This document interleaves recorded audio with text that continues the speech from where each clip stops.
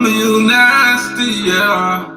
Hey, yeah, this one of my new singles finna drop called Nasty, nigga. Let's listen to it. Let's get it. You nasty, yeah. Lady, she dropping so low, all on the floor. Mama, you nasty. Man, she popping and roll. Hey, I'm telling y'all, nigga, I'm up next with this rap shit, though, nigga. I'm telling you, nigga really got like cable though. Watch this, though. Yeah. Little mama, you nasty. Little mama, stay classy. Niggas can't sing my music, can't boom it, all right? Little mama, you nasty, yeah. That shit bumping, nigga. Little mama, you nasty, yeah. Little mama, you nasty. Baby, so nasty, fucking touch her papa addict. She want a nigga, come fuck with me, sanity. She think I'm savage, riding on Gucci and Louis, baby, you can't have me. Yo, I want a nasty girl, I want a nasty world.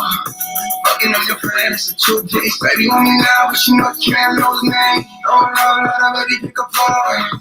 What's the deal, cuz? Right, some of y'all come on in, right? Pocket so deep, on drop so low. Drive so low, bad little bitch coming riding slow. Pussy so good, can't let go. Here, little bitch, go. The way that she drop it so low, all on the floor. Mama, you nasty. Man, she popping and roll all on the floor. Mama, you nasty. Mama, you nasty. Hey. Mama, stay classy. Hey. Mama, you nasty. Mama, stay nasty. Your mama find it working out the fire. She got to get it, she get it all the time. She ain't worried about the lame ass niggas or the lame ass bitches do the same old shit. Nah, the way that she popping, she rolling. Got a body of a guy that she knowin'. When I pull up to the house with the phone, with the roof down, with my boots on. Yes, sir. Yes, sir.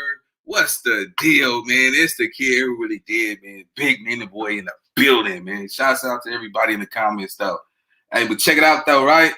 Hey, man, you know I got some news y'all can use today, man, but I really want to vibe with y'all real fast, man, and just let y'all know, like, you know, I prayed for this. You know what I'm saying?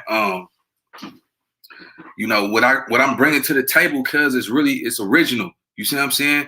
There ain't no weirdo shit. There ain't no paint where it ain't. You know what I'm saying? So, you know, this is everything to me. You see what I'm saying? And it's bigger than what come with it. You understand me? So, you know, plus I know y'all smelling what I'm selling, man. But hey, we going to the top, man. I want to thank all my mods, all my supporters, man, because people have seen this in me before I even seen it in myself. So, you know what I'm saying? I want to say thank you to everybody that's really been rocking with me. You feel me? So we go bust it down, man. And you know, I'm gonna wait till a little bit more of y'all come on in here, but I want to talk about this shit because these generations is you know, they different.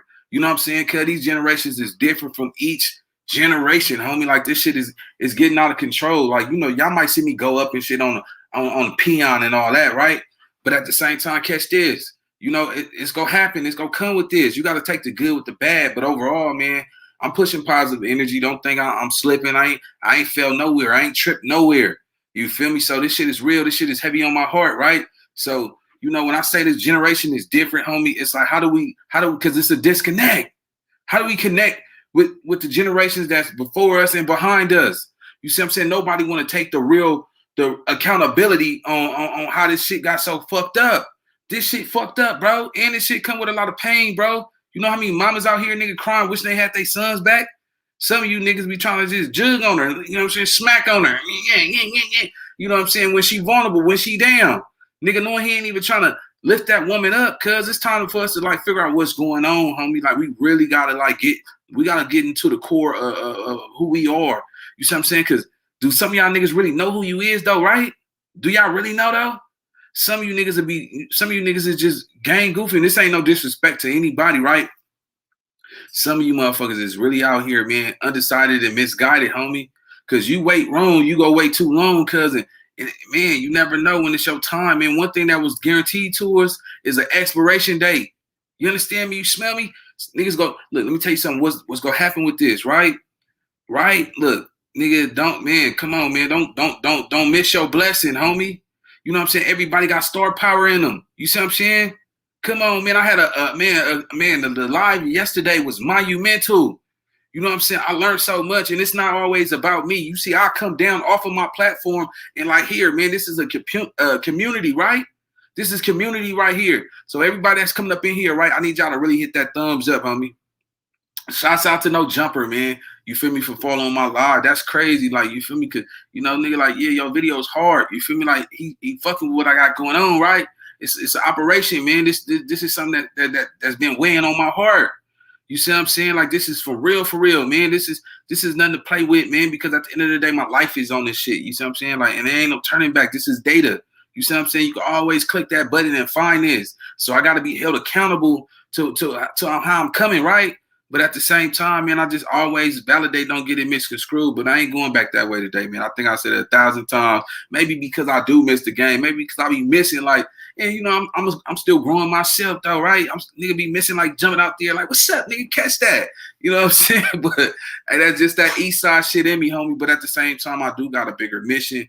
I'm about to open up the panel. I wanna see if anybody who's willing to have the courage to help everybody understanding and watching, because this is a community platform. You see what I'm saying? This when I do these right here, this is for the round table. You understand me? So this is something real. You know what I'm saying? I like how everybody played it clean yesterday. Some people took off the gloves. You feel me? Shouts out to, what I'm saying, Kevin and Sales. He had his own perspective. You know what I'm saying? Like, he had his own opinion. And, that's why I like fucking with niggas who's opinionated. So shouts out to Terrence J. You know what I'm saying? Everybody, my dog lady held it down, man. I need that. You know what I'm saying? Because at the end of the day, right? This is about community for me. This ain't always about me. Sometimes I want to get up here and always talk. I want to sit in the back and watch and listen. You see what I'm saying? This is one of the only platforms where y'all can come up and talk. I don't even got to be up there. You know what I'm saying? I can sit back, you know what I'm saying, with my binoculars and just watch this infrastructure. You see what I'm saying? Like, man, we got to touch all bases, touch all grounds, man. Like, for real, everybody's watching. You see what I'm saying? People in the comments, sometimes I just be like, yeah, man, I'm going to just block this buster today. And, sometimes I do entertain that, right? But at the same time, homie, anybody that's saying F me, fuck my hood, I don't got nothing but love for you, homie. So if you on that operation, man, you don't even got to come over here. You see what I'm saying? For what, though? You understand me? Because at the end of the day, I'm not with this internet shit, right? Like, with this internet game banging, right? You see what I'm saying? I got a couple of niggas coming after a nigga, you know what I'm saying? And I don't need to keep addressing them, but at the same time, I'm feeling positive, homie. You know what I'm saying? It's not what you say, it's how you say it. You understand me? So when it comes to this shit, man, don't get this twisted, man. I'm a proud man. I'm a proud father. I'm a proud YouTuber, homie. Some niggas even talk bad about this shit, like, oh, YouTube, nigga, that ain't gangster, Jack. Oh, you want to do some YouTube, huh? Get that, yeah, nigga. Let me tell y'all something, right? I ain't even there yet. But check this out. Nigga, YouTubers make way more than rappers, homie. What they talking about? Can a nigga keep it real in here? Shouts out to you, Matt. I see you, man, Swiss. Yeah, let me tell you something. Catch this, right? Look, this YouTube is another way out. You see what I'm saying? Come on, bro. Come on, speak from your heart. Every day I wake up, I pray, I ask God that he put a message in me to deliver. You understand me? So, like, it's crazy because, man, it's like some of this shit, like, I already got PTSD from gang banging. You know what I'm saying? I don't like fireworks like that. I hear pop, pop, pop. I don't know if I should draw down or get down, or, you know what I'm saying? And 9 out of 10, I hear some loud, I'm about to get down. Like, what's up, nigga? I don't know where I'm aiming at, but I'm pulling out. You see what I'm saying? This shit gave me a lot of anxiety. You know what I'm saying? So, niggas be like, it's just what it is, man. But at the same time, man, hey, man, it's in me. It's not on me. You feel me? So, I'm really doing this for the men. You see what I'm saying? That see what a lot of y'all see what I got going on. You know what I'm saying? I'm a little rough on the edges, but I'm getting better. You see what I'm saying? Y'all gonna get to share this journey with me, right? Hey, but check it out though. Hit that thumbs up real fast though. You feel me? Like, y'all come up in here, cause like we showing love, homie.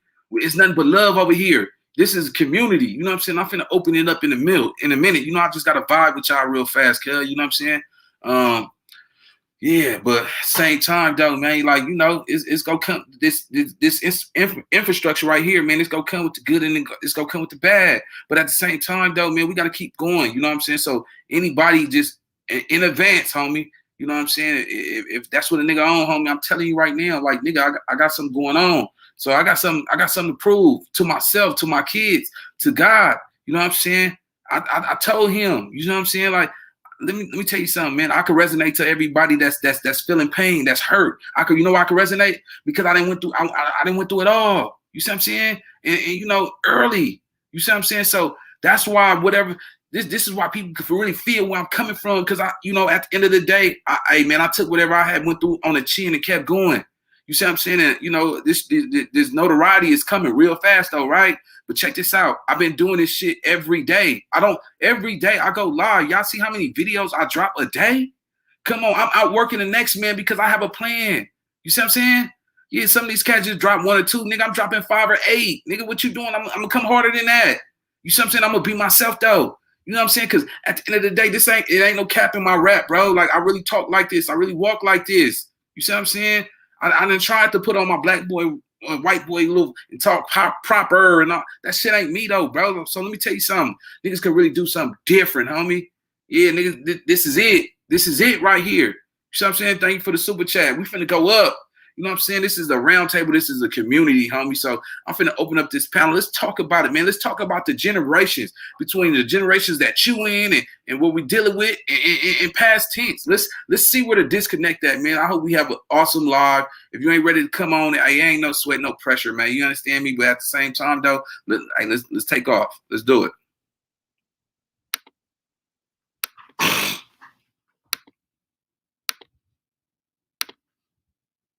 What's up with everybody in the comments, though, man? Everybody, look, shots. Let me move that right there. You feel me? Yeah, Sour Milk, stop digging in your ass watching this live. Oh, dirty ass nigga.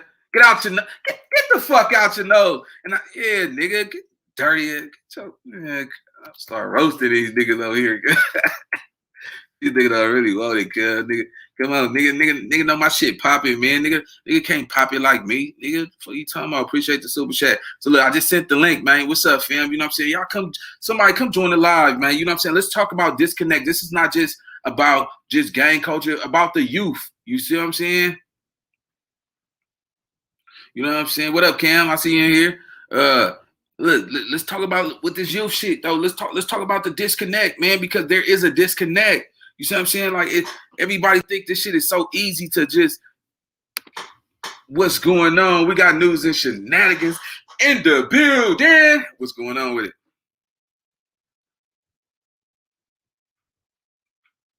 I appreciate you, Josh. Straight up.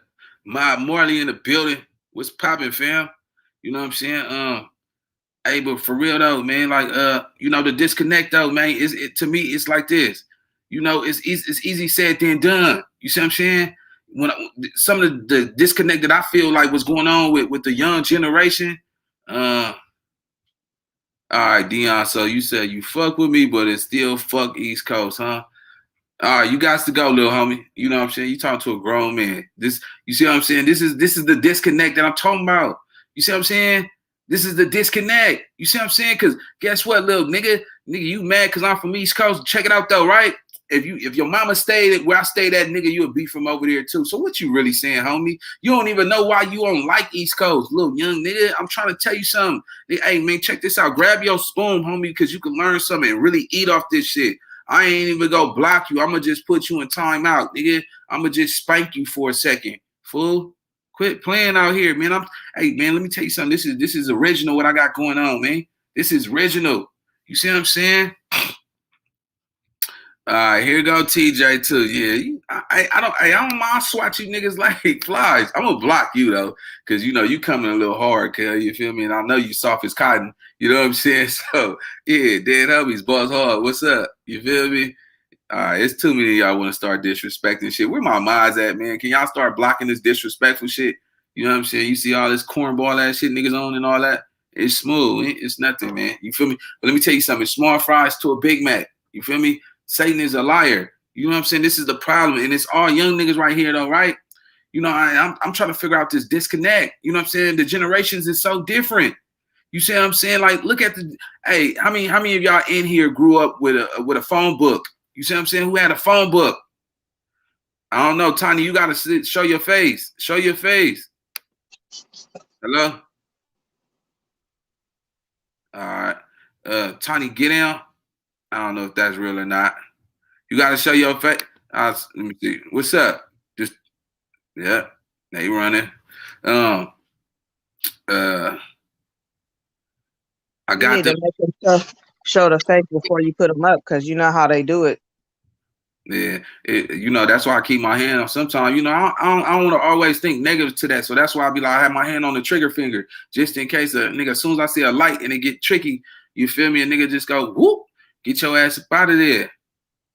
Let me see what's going on. This is Trey Face. What's happening? All right. So anyway, man. So what we on, man? We on the generations is so different, homie. You see what I'm saying? Like a lot of us, like, man, look, the generations is so different by just the key factor of the point. Most of these kids now, man, they sit in the house all day. You see what I'm saying? We couldn't even hang in the house, nigga. That was disrespectful. You see what I'm saying? We got number 4 in here. What's happening? All right, number 4. What's happening? I'm gonna delete you. Homie, what's going on? All right, gotta go. I don't got time for that. Wow. We got Spaz. What's going on? Stay cuz. What's going on? Talk to me. They just wanted to tap in with you, bro. You sound like it. How old is you, little homie? I'm 13. You lying. You gotta go. Next.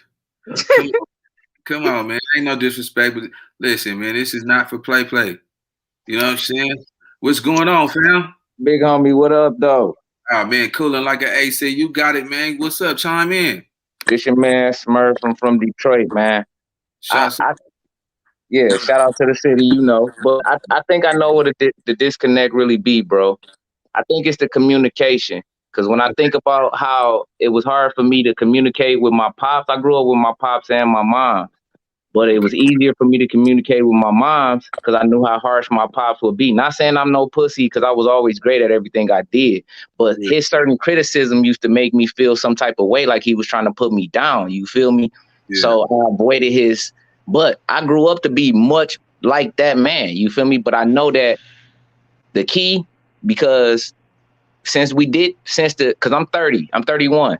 The All right. generation that comes up under us, the parents stop parenting them. You feel me? Like they stop caring for real, and that's what made motherfuckers start being wild, like wilder. You feel me? Because my generation was wild also, because a lot of my homies gone, RIP them or whatever. But I believe for real it's the communication, bro. If we can find a way to communicate with motherfuckers like the shit that you be talking, bro, Yeah. it's like you street with it, but you actually talking positivity. So street motherfuckers that's actually going towards that shit gonna gravitate towards you. But we Right. want to all touch the younger generation because they really are the future, bro. Like on some real shit. Cause they gon' my daughter, bro, she's 6 months right now. I Yeah. already can see it in her. She gonna be greater than my wife and I, because my wife and I, we procrastinate at times. But I see in my daughter, she gonna be a go-getter. You feel me? And that's what I'm gonna train her basically to be when she through her life. You feel me? I'm gonna try to communicate with her so she won't be scared to say anything to me, bro. She gonna be able to come to me about anything. So I believe that's what it is, bro. All right. So let me ask you a couple questions though. What's up, RBJ? I see you here, but check it out though. And I am prolific. So do you think like with your dad, like always going against the grain with you was to that you think that wasn't intentional to take some of that because kids grow up with feelings because the nurturing that a woman would give. So when a man is always kicking you down, it's not even that they don't love you. It's more like let me show you what this world gonna come to. You know what I'm saying? Pops pushed me. Pops pushed me. I think he made me tougher, bro. That's why I respect him more today. I wish I appreciated him more back then. You feel Yeah, me? But when he did do that shit to us, bro, he actually did push us because he raised the house, bro. It's a lot of celebrities that people was watching now, like athletes and shit, that came out of my pop's crib, bro. Like I did some dumb street shit and just fucked up my career type shit. But a lot of motherfuckers pay respect to this man because he knew what the fuck he was talking about, but he always pushed everybody that fucking way for real, though. You feel me? Like, but I understand it more being older now, is what I'm saying. I wish I would have listened back then. But I okay. know our problem was communication, bro. That was the problem and shit. I Right. already chime in. What's your thoughts, man? Can I chime in? Yeah, let's get it. What's that in homies? Yeah, you said you from what's his name right there? What's that? Smurf, I'm from Smart. Detroit, bro. I do tattoos and shit. Yeah. Detroit. Okay, and Nina Nine, Big Nina Nine. You from LA? Yeah, Big Nina boy. Yep, from LA. Nina boy. Yeah, Nina boy in LA. I heard you say what's that? What area you from in LA? If you don't mind me asking, I ain't hitting you up. Nah, look, we grown men. This is a community platform, bro. I'm from the East Side. East Side, okay, yeah. You know, I stayed out in LA for a while. As a matter of fact, just about 2 weeks ago, I was there. You know, Crenshaw, Manchester, Slauson, and Adams, Harvard, all that. You know what I'm saying? Glendale, Inglewood, Hollywood. You know what I'm saying? Sunset and Hawthorne is pretty much where I resided at. You know what I'm saying? Sunset and Hawthorne. Okay. Sunset and Hawthorne had ties in Eagle Rock. You know what I'm saying? I won Blood or Crip. I'm gonna keep it real. I won Blood or Crip never. You know what I'm saying? Yeah, I've been out there when I first touched down. I first touched down in LA County. I was about 6 years old. I was touched down in Compton. I don't know if you know, but if you go there, pretty much anybody in Compton know Miss Manning's house. You know what I'm saying? That's where I first touched down at Miss Manning's house. She was a shelter house for women and kids. You know what I'm saying? I came there with my auntie. I went to Washington Elementary School in Compton. You know what I'm saying? Yeah, yes, sir. Yes, sir. Where you at now? I'm in Wisconsin right now. You know what I'm saying? But I've been back and forth to LA shit all my life, back and forth, you know what I mean? But Milwaukee is where I'm at right now, you know what I'm saying? But I'm be back in LA soon because I like to move and I want to get down and touch down and help people up, you know what I'm saying? I grew up in the streets. LA raised me, you know what I'm saying? I was born in Milwaukee, but LA, the culture, the life, you know, the infrastructure that made me who I am, you know what I'm saying? Right. I learned everything I had. I learned everything I knew about the street game, the street life there. It just elevated when I got here and got into the hustle game, you know what I'm saying? Okay. All right, hold on. Let me bring in the two new people. We got Greedy in the building. We got Baisley for president. What's happening? Hey, Beasley, what's going on, man? You know, I've been checking your channel out, man. You spin the real Los Angeles shit. I'm a veteran that dodged the penitentiary, but to your topic, to answer your question, these are crack grandbabies, man. You know, you got crack babies. The crack babies is, 40 years old now. In their 30s now. Hey, I'm a crack baby, homie. So come on, and I'm not trying to hurt your feelings. You asked me the question. I'm just keeping it a real buck. This ain't directed at nobody. This is what happened. Yeah. I'm sure I know. You know what I'm saying? I resonate with what you're saying, fam. Go ahead. Right. So these are crack grandbabies. So you can't expect these kids, and they've got a lot coming at them. These youngsters didn't get no guidance. The music, man. I listened to all the music as an adult. You know, I could disturb, and I'm not about to go do some dumbass shit. I'm not about to go shoot up some shit based on some music. But the music now is different. It's almost demonic, that drill music, where you have a heavy ass beat and you got a chorus going over and over again, and that plays a part. And there was no guidance for them. And you know what? Even if kids get perfect guidance with a mother and a father. Because I grew up in Inglewood, right over there, 5 blocks away from Centinela Park. So all this shit that's been going on touches home. And I'm tapped in and find out what's going on. Right. But let me ask you this, though. Hey, let me ask you this, fam. Can you honestly say that, you know what I'm saying, like, even like in your time, you wasn't really coming down fucking with the youngsters in your area, right? Because can you own accountability for playing a part in that? Because that's where I see a lot of disconnect, because generations before wasn't fucking with the generation that's behind them. No, I would always fuck with somebody older. That's how I was able to survive. And it was a whole different era, man, 35, 40 years ago. It's a total different thing. But we had to suffer, the touchdown of the package. It hit here first. Right. It hit here first. Yeah. And a lot of motherfuckers got rich, and a lot of motherfuckers got killed. A lot of motherfuckers got 30 years, 20 years. It created devastation at the end of the day, man. But you don't know that looking in. It created a lot of devastation, and it's fool's gold. All that glitters is not gold. The temptation to easy, quick, fast money is always going to be a temptation. Right. Can I chime in a little bit real quick? If y'all don't mind? Like I said, he said where he did time, and I did time out there. I'm not sure if y'all know, but out in Riverside County, I did time in Los Pinos. I mean, what is that? Los Pinos. I went to Los Pinos High School. I got my GED out there in Lake Elsinore, California, Riverside, in a camp. I did, got caught up in a strong arm robbery. I was with the SAs and the Asians, you know what I'm saying? PR, Pino Real. I was with the Asian boys, out there. And wait, hold on. You gotta help me understand. That was the crew you ran with? Yeah, that was the set that I was with, you know what I'm saying? Gotcha. And long story short, how I got caught up, you know what I'm saying? I wanted, because, I didn't have my father, so I grew up, not making any excuse, but I wanted that love and that attention, you know what I'm saying, from somebody that I can gravitate to. So that was gravitated to me. And I wasn't no blood or crip because I wasn't there. But I went to Hollywood High. You know, it was at Hollywood Chic. I went there for a little while. I got first Man, hit you've up. been all over, man. You was on roller skates in that motherfucker, man. Yeah, That boy You was you know, was doing everywhere. you I was went to doing LA free. High. I went to LA High too. I went to Hollywood High for like 2 months. They kicked me out because I started to write. You know, You was on the freeway, man. How you sit, yeah, man? You just That sit boy to it needed all. some riddling. He was wild. you know, I'm trying to keep the operation on though, because it was no stability. His whole Yeah, no, I can respect it though. I yeah, yeah, man. you know, understand. me and my homies, me and my homeboy, we jacked some Armenians, you know, AP Power, we AP 13, we jacked him in the locker room.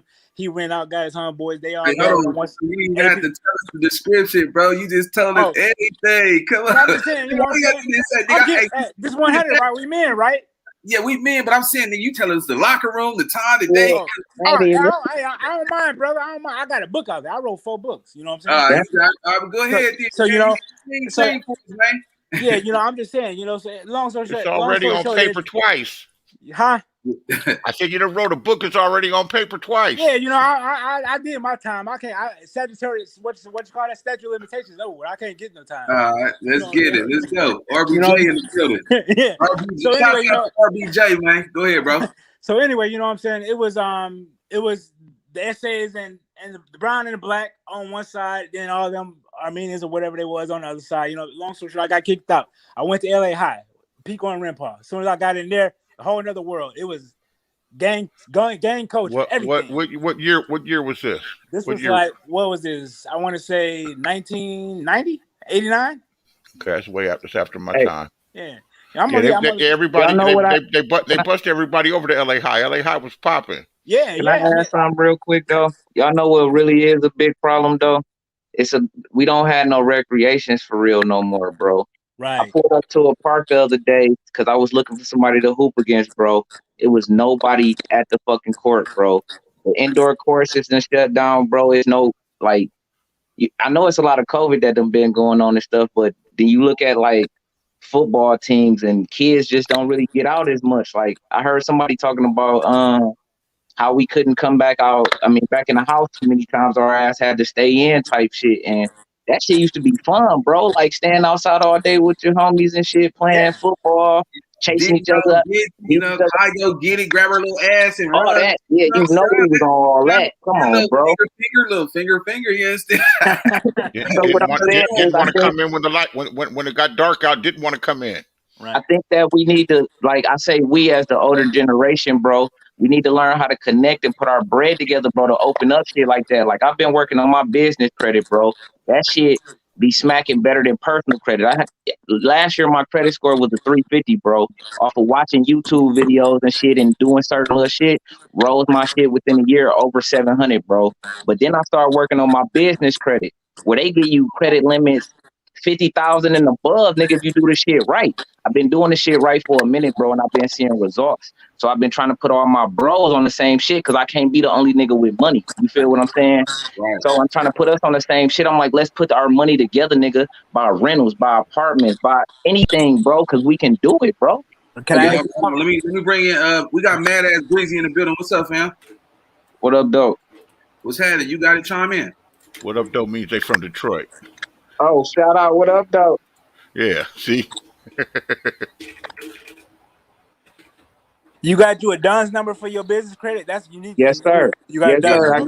Yes, sir. Yeah, see, that's what I'm talking about. Yeah. See, a lot of people don't know about that DUNS number. You need that DUNS number. You get it as soon as you get your EIN, bro. Right. Then I got the trade lines off the bill because I still was building my credit and shit, bro. You valid. I see. Bro, I do tattoos and shit, bro. And you got a corporation. If that goes bad, that goes bad. That doesn't affect your personal credit. Yeah, I'm hit. Look, make sure it's my shop I'm in right here, y'all. My wife do nails. My wife do nails. I do tattoos and shit. My desk kind of dirty right now because I've been building on my studio, bro. I got a little studio I'm building on because I drop bars and shit, bro. Okay. I'm trying to build some shit. Well, you can't see that bitch because it's dark, but you feel me? I'm just trying to build shit, bro. But I'm trying to bring my people with me, bro. And if we do it together, bro, I swear we can make it. But like the focus on the youth, though. That's what I was saying. To build, like buy some land, get all the permits, bro, build like a fucking big ass thing. It's only gonna cost like 30 to 40 bands, bro. We can build a whole gym inside. You feel me? But if everybody chip in here and there, bro, it's not gonna cost as much. You feel me? Then other people got shit left over so we can get the floors, we can get the rims and shit like that, bro. I'm telling you, make bread. That shit'll be slapping, bro. Look, check this out though, right? You see what I'm saying? Like when I think about that sound like that's that real shit we need to hear. But right, people can't just hear that; they need to see that on a paper. You know what I'm saying? You got to put that down for these youngsters to really pick up and comprehend. Because at the end of the day, and when I look at this though, right? Check it out, because when I say like disconnect and the generations are so different, we was more motivated and inspired to own because our parents told us to go to college and get a job to work. See, this new generation, they don't got to do that. We don't got to tell them that no more. You know what I'm saying? It's so many 18, 19-year-old millionaires right. anywhere now. It's these young niggas having money. So they undecided and misguided because they got the money. They don't have the infrastructure. So how do we connect with this infrastructure though? You see what I'm saying? Like, how do you tell a nigga that got $300,000 in a bank account and nigga you only got $200 in your savings? Right. So how do you approach that? That's what I'm trying to understand. Like, right, like you can't. Big bag, take little bag. Money. We can start with a young. We should. Hold on a second. One at a time. Yeah, I'm about to let Big Homie go. Big Homie, go ahead. If the youngster got 300,000, you got 200. You need to go ahead and switch positions and let him lace you, because he's on some technology shit. That fuck the dumb shit. He's on. Go ahead. Yeah, but this is the thing, right? Because at the end of the day, hey, you know, they want older niggas around. They want to know, like, hey, nigga, what we been killing each other for? I was blessed to really do my history. Like when I was banging, and I ain't gonna stay on this banging. You gotta know the history. Why, nigga? Like, why you don't like them niggas over here? What happened? You see what I'm saying? Because generations is carrying on the last generation's problems, cousin. Nigga, we killing each other by the dozens. Nigga, I've been trying to tell people, look, man, we are our own KKK. You understand what I'm saying? I know why. I was old enough to watch that shit happen. I remember going places and them motherfuckers jammed me up from my coat, and I either had to die, and I had to, yo folks, them people, right? And you know the people I'm from Inglewood. The people in Inglewood, for the most part, back then, those were folks that had moved out of Watts, moved out of the East Side. They got good jobs. There were doctors and lawyers and other people too, and they moved up a bit and bought them homes. And white people were leaving, so these were the kids that had a little more. They had leather coats. They might have had cars. And then the kids from the other areas, the other side, they didn't have as much. And they were predators. They didn't start off as predators. They were predators. They were roving away. You can't pick a section, man. These niggas been predators for years, man. Everywhere. Tyrone and them niggas, your brothers and shit didn't want to go to Tyrone, Uncle Leroy house because that nigga was touching them and they were scared to tell them. No, not sexual predators. I get what he said. No, not sexual predators. No. I'm glad you corrected me. I'm just trying not to offend nobody. I'm trying to talk in general. Right. Defend somebody. It's all love, bro. It's all love. They was taking people's things, motherfuckers. Your mom and daddy couldn't buy you a coat and them shoes, nigga. Get up off of that, and that get up off of that. That's how simple it was. That's how the shit formed. And some of the neighbors real fast. Niggas was booking niggas for leather coats and shit, huh? Definitely. Leather coat. Definitely. For leather coat. or for anything. I watched a cat in junior high school who turned out to be he made it to the NFL. He didn't last long. Big old motherfucker. I watch him take his jersey off and go home with no shirt from a little motherfucker. I mean, yeah, intimidation is a motherfucker. Yeah, I like that jersey. Yeah, take it off. Yeah, take it off. Yeah, garment. But hold on. Let me ask you a question. What you mean? What he had in his hand, though? You feel me? Like, nigga, what you mean? He didn't have nothing in his hand, man. Fear's a motherfucker, man. Man, He probably thought he was gonna get his ass socked up. He had his set behind him. I don't care, nigga. I've been whooped on by a gang of sets, nigga. And stood tall. Cause you got heart. This big old tight end didn't have that type of heart. But let me say, can I chime in? That's what it said. And then when you're in the belly of the beast, when you walk in that battlefield, fear is smell. People smell fear on you. They do though. I taught my son, you stand tall and bold. Like I just put a video on my channel, Robert Johnson YouTube channel. I'm willing to die for what I believe in. If you ain't willing to die for what you get into, whether it's gang life, whether it's activism, socialism, political, whatever, if you ain't willing to die for it, don't get into it. I'm willing to die for whatever I stand for. I stand on that. You know what I mean? I ain't talking about no game bang because I ain't into that no more. You know what I'm saying? Like I said, I left that in LA. Then when I went to Chicago, I got in Chicago. I got involved with Black Peace songs. You know what I'm saying? So I'm affiliated. You know what I'm saying? Right. I'm see, real fast. This is why I'm trying to figure out how do we get the connect, because I want to be able to tell a young nigga, hey, little homie, hey, if it's not in your heart, don't go do that. Right. We got to take it back. We got to take it back to the basics, like you said. In LA is the centerpiece. Believe it or not. Have you ever been outside of LA, California, to other parts of the world, nation, USA? I have.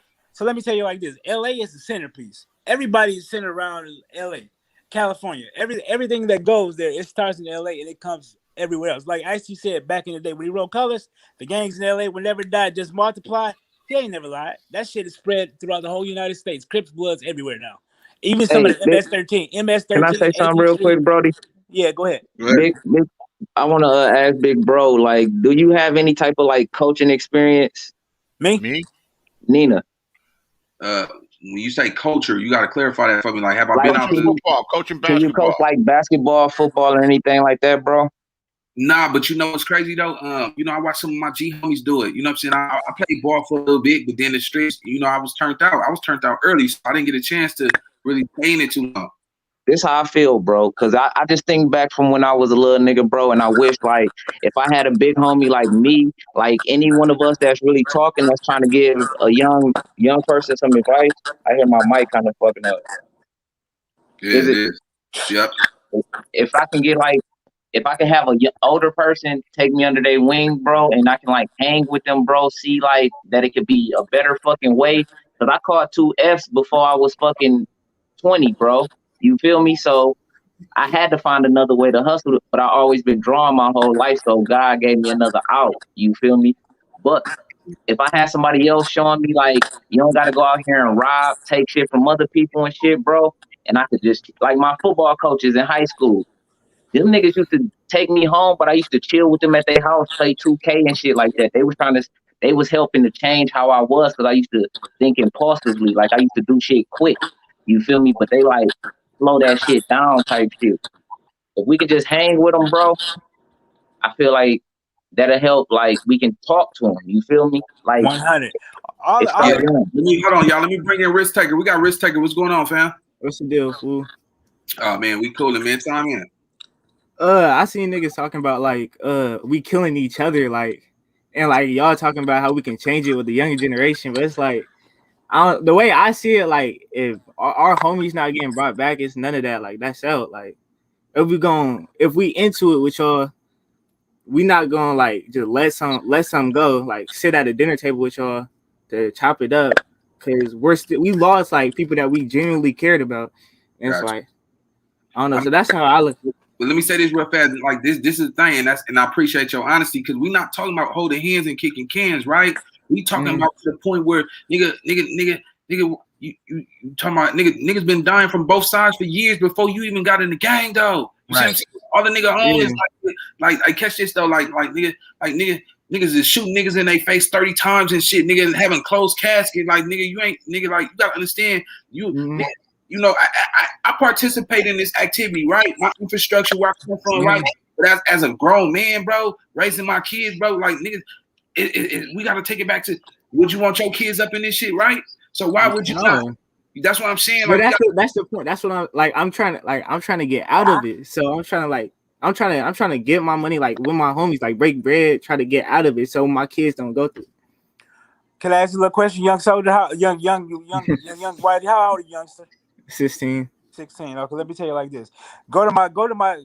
I spit some real knowledge and wisdom and understanding on my channel. Robert Johnson on my YouTube page. Hey, hold on. Hey, RBJ, let me just tell you how house rules, man. You gotta let me know you want to like throw your, you know what I'm saying? No free promotions. My apologies, bro. My apologies. No, it's all good. Look, if I want to promote your channel, let me know, right? You know what I'm saying? My apologies. I mean, it's all good, but yeah, go ahead. Make sure you get his info though. You feel me? Yeah, that's what we're doing. On that page, it's been how this system is work. I know y'all got in LA, you know what I'm saying? Things happen from generation to generation, back since the early 70s, you know what I'm saying, when it first began. Tukey Rogers, you know what I'm saying? T. Rogers, Tukey Williams, T. Rogers, all that, early 70s, early 60s, you know what I'm saying? God bless. It all began there. Then it escalated, generations to generations, you know what I'm saying? So, we got Two Fly in here. What's up, Two Fly? You want to chime in? What's going on, homie? As a matter of fact, I'm going to take a quick piss and I'm going to mute it for a minute. Hell no. Man, you gotta go, bro. Like, come on, man. Hey, man, what operation niggas be on, though, man? That's why. Look, man. Hey, look, I'm all for the young generation, man. I'm all for everybody, homie. It's all love in here, right? But come on, man. I ain't with none of that. Come on, man. There's grown men in here. You see what I'm saying? Everybody, Might want to put a little shield up before they flash dicks. Ain't nobody flash a dick on you yet? Yeah, all that shit, cuz. We out here. Go ahead, we as olders got to change the narrative. We got to take it back to the basics. You know, change it. You know what I'm saying? Grab a hold of them and tell them, you know what? There's a better way. You know, because it's set up for us to do this. You know what I'm saying? But it's because all this, that's all we see. We see the quick buck. We see the quick way out. You know what I'm saying? But if we say, for example, if the old ones in the hood still slanging that shit, you know what I'm saying, doing it, making moves with it, I get it. I ain't knocking nobody for their hustle. But let's keep the little ones out. If they got talent, say they can rap, say they can make music, say they're an actor, they want to do that. They can play football, baseball, basketball, whatever. You know what I'm saying? Pay for their way. If we slanging that shit and we see their mama, they struggling and they ain't got nothing to eat or they need their help paying their rent, pay their rent so they don't have to get in that. You know what I'm saying? Do the work for them. Don't make them do the work. You know what I'm saying? Don't put them to work. Let's do the work. Let's do the work and pay their way out so they don't got to put in work. I put in work already. You know what I'm saying? I put in from the time I was like 9 up until the time I was like 25. I put in work. You know what I'm saying? When I had my son, thankfully God plucked me from that life. He did something to my mind mentally. I was fucked up mentally for 21 years. You know what I'm saying? I lost my mind literally. I'm just now gaining it back. But he took me from that. Mental space? Yeah, I was in an institution for on and off for a little while. I tried to kill myself. Can't you tell? Wait, hold on. Wait. I didn't hear that. You said you tried to kill yourself, right? Tell us about it. Yeah, I tried to kill myself 4 times. You know what I'm saying? You said PTSD. Wait, hold on. 4 times, Sam? 4 times. You said you got PTSD. PTSD, man. That shit is real. I seen a whole lot of shit. Did a whole lot of shit. That shit fucks with you mentally. That's a battlefield that we in. That jungle. Man, that's just so. We see a lot of shit that a lot of soldiers don't see when they go to Iraq and Desert Storm and Kuwait, man. With that, you know what I'm saying? Talk about all that war shit. You know what I'm saying? I say it like this, and don't get me wrong. I'm not taking no soldiers, no young soldiers off they square, none of that. Trying to mold them or shape them, but we gotta change them. If you want to go to war, if you go to war where you like in the battlefield where you got motherfuckers shooting back at you like every day, like missiles and bullets. Not like you see, look, these young niggas these young niggas will shoot you in your face for talking to them like that. You got I know. You can't hit these niggas with that shit. In a war, they war is where they at. I know. I feel that, bro. I know that. I know the jungle. I know the field. But I'm saying we gotta approach them with not aggression. We gotta approach them with love. Like, you know what I'm saying? Welcome to a young brother. I ain't afraid. I go to any neighborhood, even there. You know, it's not. I feel like you lying, nigga. You ain't gonna walk in any nigga hood, nigga. These niggas got 5.7.6. I was just there. I was just there, homie. And let me tell you something, bro. Let me tell you something. Like, don't get it twisted, man. These little niggas is ruthless. These niggas will put you in a street bag. Talking about, hey, love, brother. Nigga, who's this nigga, blood? Hey, Groove, boom, get this nigga. Nigga put you down, homie. I know. Hold on. Hey. But like I said, let me give you the perspective. These niggas I'm born in Hollywood. I'm the show. The show must go on. You know, I feel sorry for them little cats. It's not my. And let me tell you the attitude of a lot of dudes my age, and I'm in my 50s, plus 50s, plus 55. I'm not 60. Okay. And I haven't seen all this shit. But listen, I don't give a fuck if y'all think I'm wrong, man. I ain't got no time for these little wild ass motherfuckers. I don't even know who they are, even the ones that grew up in my neighborhood up the street. Right. You know, I'm not trying just for the reason that he said. They had a dude in the jungle that's a G from the jungle. He's tried to school them young dudes doing stuff in the community. He might have dipped in somebody's woman. He got killed by one of them young dudes. Them young little dudes will kill you. You can't discipline them. You got to worry about the people in your family first. Right. Charity begins at home. True that. Charity begins at home. Those are some good ideals to have, but that shit's not that easy to do. And if you're talking about putting your own life on the line, man, fuck all that, man. I done graduated and got out of all that stuff. I could look behind. We could talk about it and kick it. It ain't my job to save the motherfucking world, nigga. It's fucked up, but that's how most people think, man. Yeah, I got to get mine. Something big, because this is my thing, man. And we give up on them, man. This shit go continue, bro. So we got to figure out some type of way, man. It's the way we ain't found out yet. You see what I'm saying? Maybe I'm taking it on the panel now, so that's maybe we get a better insight. Like, man, this is, cause look what Lil Homie said. He's like, nigga just took one of his loved ones, nigga. Like you feel me? Like nigga ain't no turning back from that. He like nigga took my partner. You see what I'm saying? Lead by example. Lead by example. It's like, listen, you know why? Cause nigga, look, let me tell you something, right? Nigga, you take one of mine, I'm taking back two of yours. And it's the thing, it's revenge. And the fucked up thing about that is we might as well dig a grave for me and you, because if you don't get me, you go get my loved one, so you go get somebody that I love. So I'm trying to figure out, like, you know, what he said was so ruthless. He was like, nigga, that's out. Nigga, I ain't sitting at no dinner table with a nigga. That nigga put on a chopstick and hit my brother, my nigga, my dog, my boy. Like, we gotta figure out, okay, you took some of theirs too. So how do we come to the table with nigga? So how I figured, hey, boss. Hey, much respect to you, host, and everybody else in here. Hey, all I wanted to say was this. How I see it, bro, is it starts at home. Like our grandmas used to tell us back in the day. I'm from San Bernardino, born and raised there. You get what I'm saying? So I understand the struggle back in the early 90s. You know what I'm saying? When colors and all of that shit was going on. But at the same time, we got a choice how to raise our children. You get what I'm saying? And even the fathers that are in prison, we have to have the mentality to actually want our children to be successful and actually give them the tools or help them with the tools in order for them to be successful. Myself, I started a clothing line. It's like to help the kids. You get me, to overcome a stigma of being smart in school. You get what I'm saying? Because I come from San Bernardino, you know what I mean? And it's rough, bro. You know what I'm talking about? And we couldn't be like a nerdy ass person or really like into school or really trying to understand what's going on, because you worried about when you get out of school at 3 o'clock, bro, you got to worry about that dude that's going to whoop your ass after school, or the niggas that's going to jump you just because, nigga, you don't live where they live and you got to walk through their hood. You know what I'm talking about? And I feel like if a lot of dads, you know what I'm saying, was there for their children, you know what I'm talking about, we would have a lot different society. Can I say something? Can I say something? What you saying? But look, this is the thing. Everybody keep mentioning colors. This new generation don't know what colors is. They don't know who boys the man is. Hold on, let me finish saying this. Like, right? Because see, I want us to stay like really close to the narrative of where we at with it. Not the ones who know about. They don't know about John B. R&B. R&B is out. They don't even know who H-Town is. They don't know no Bobby Womack. They don't know Babyface, so they don't know what the movie Colors is. Colors, nigga, like, what the nigga, I watch no Colors. That's 1988. Nigga, I give you a heart attack trying to preach to me about some shit I don't know about. So that's why I'm saying. But that's why they dad need to tell them, not nobody off the street. Can I say something? Hold on, let me say this real fast, y'all. Hey, listen, check this out, right? These little niggas don't got no daddies. You see what I'm saying? And the grandmother is 35. You see what I'm saying? She can't go to the club fucking 5 or 6 niggas. That's when you go to uncle, cousin. Bro, it's like it's we don't. Somebody in that family that has to have their head on straight that's gonna grab that young man and say, hey, you could be a football player. Not that ground zero. These niggas, they mama and daddy crackheads. They little brothers is in the system. My dad was a crackhead too. Yeah. Okay. Yeah, we all probably, most of us is crack babies. So let's be honest. You know what I'm saying? Like some of y'all mamas who's out here fucking for some bass. Let's keep going, honey.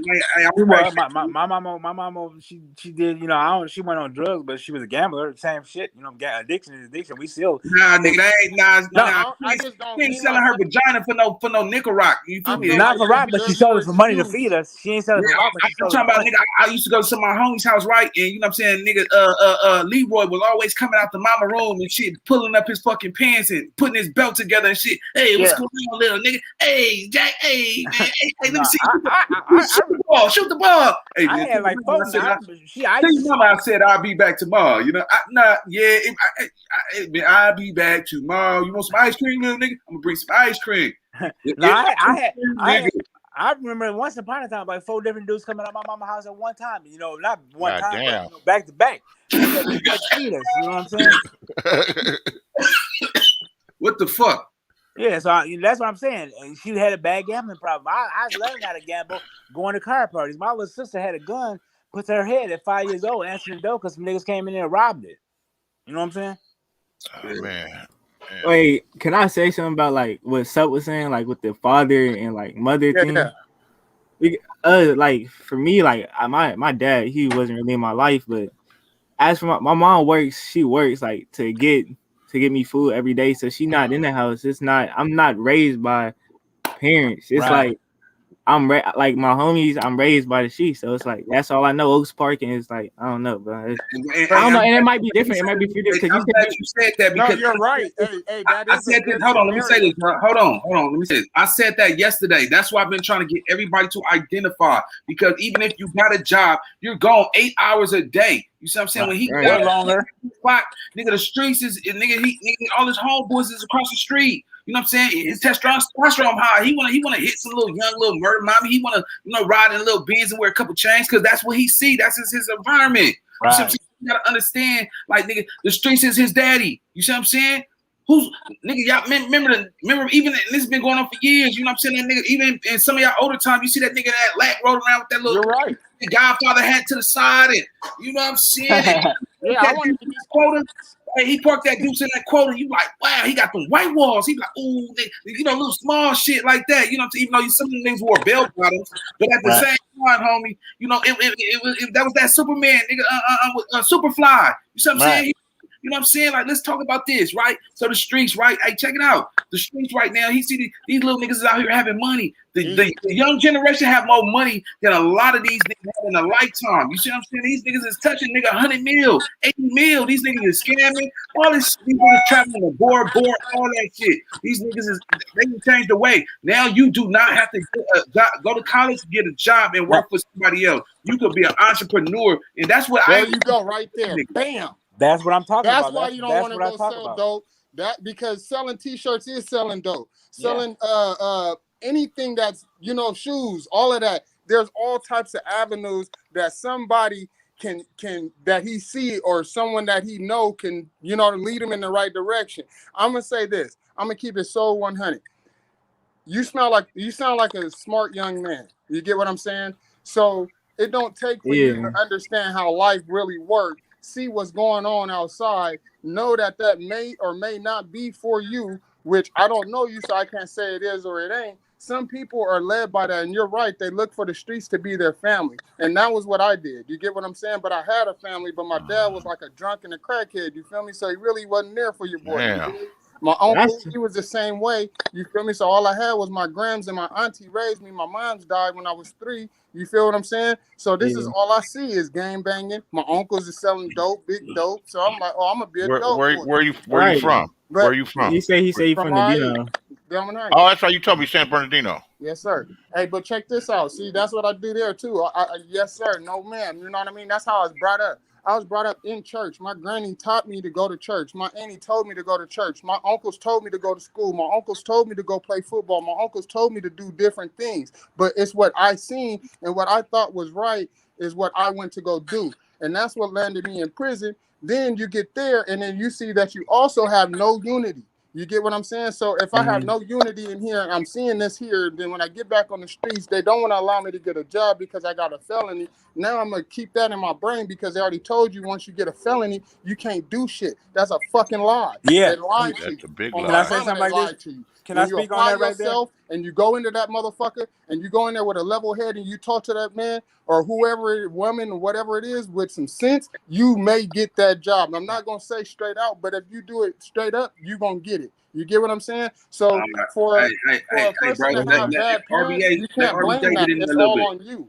Can I speak on that right there? Yeah, go ahead, RBJ. Now look, this is what you got to do about that. I hear a lot of times brothers say, you know what I'm saying, I got a felony, or sisters, I got a felony, or I can't do this, I can't do that. If you got a felony, I don't know about it. But wait, let's talk about some stuff. We want to keep the young audience interested because they don't want to be hearing about back in '78. No, I'm talking about now. If you remember that nigga? What's that nigga name? Leroy's little brother. No, I'm talking about now. Some of them if you want to hear some of that, they want to hear some of that young shit that they can relate to. If you 16, 17, 18, 19, 20, you got a felony.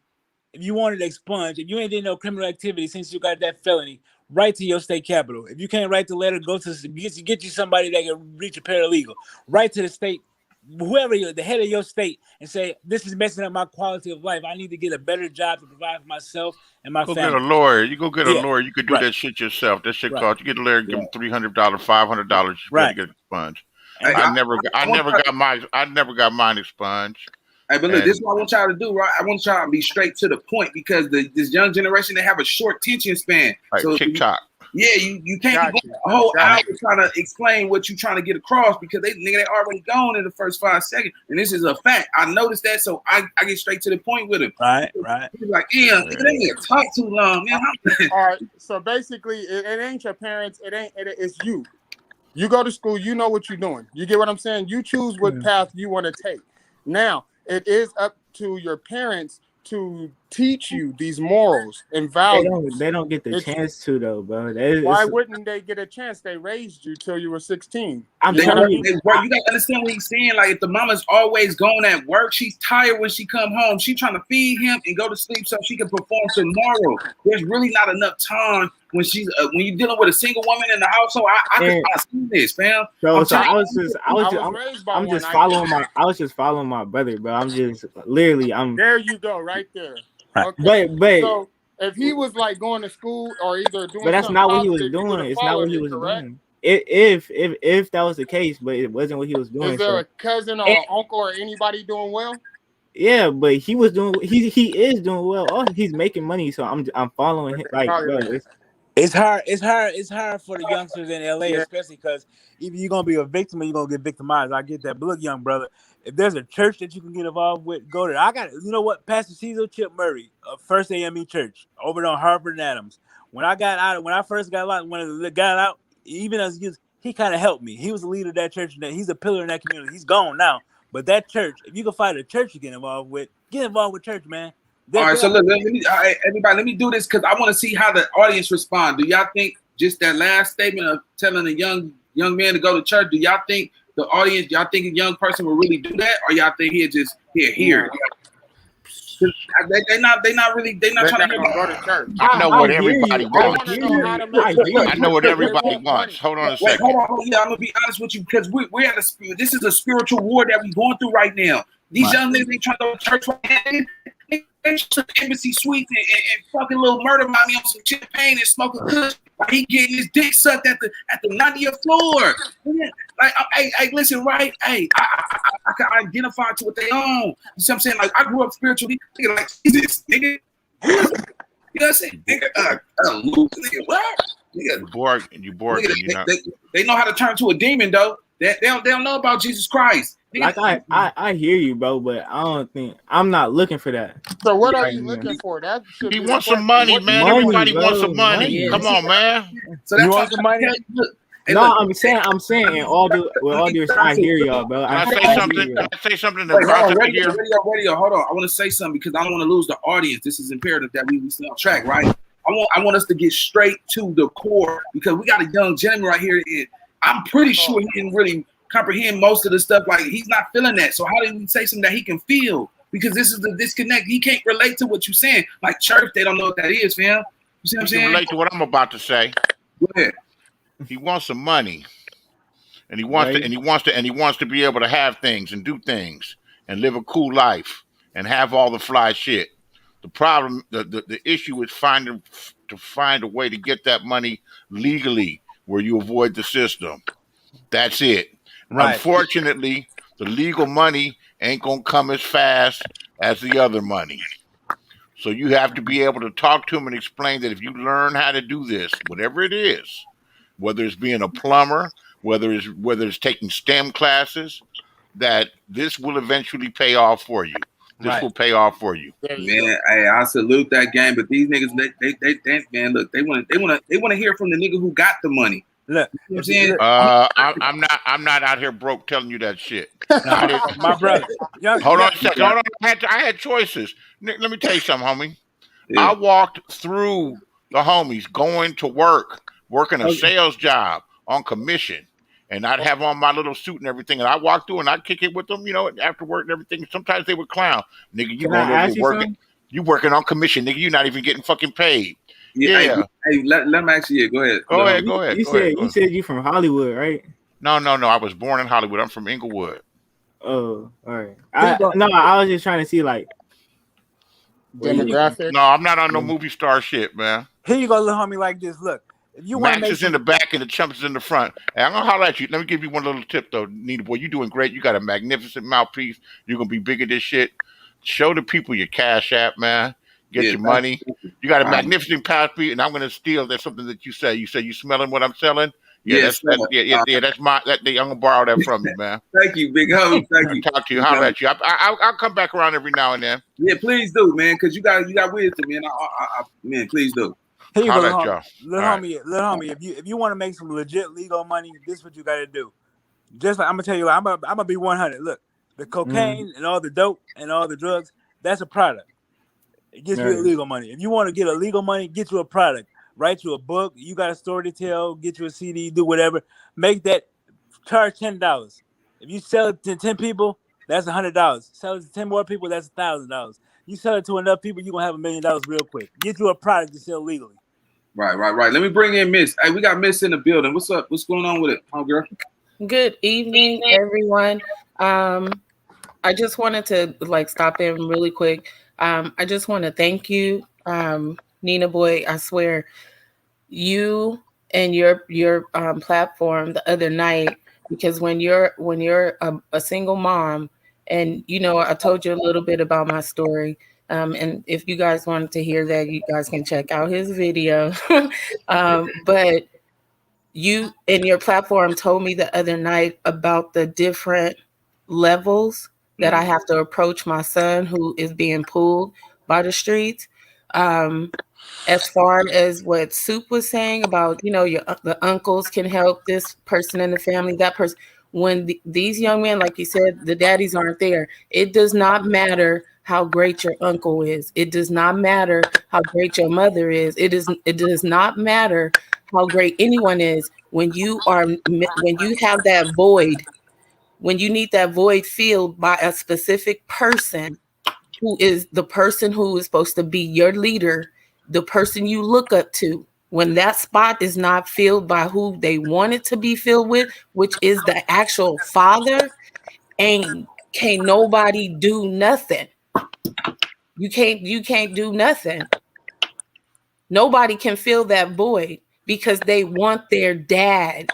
Nobody can fill that void. Nobody, not mama, not nobody. So the levels that I learned from watching this is that you were saying the other night how, fill out an application, like walk them through it, teach them how to do this, but like literally is baby steps, is levels to it.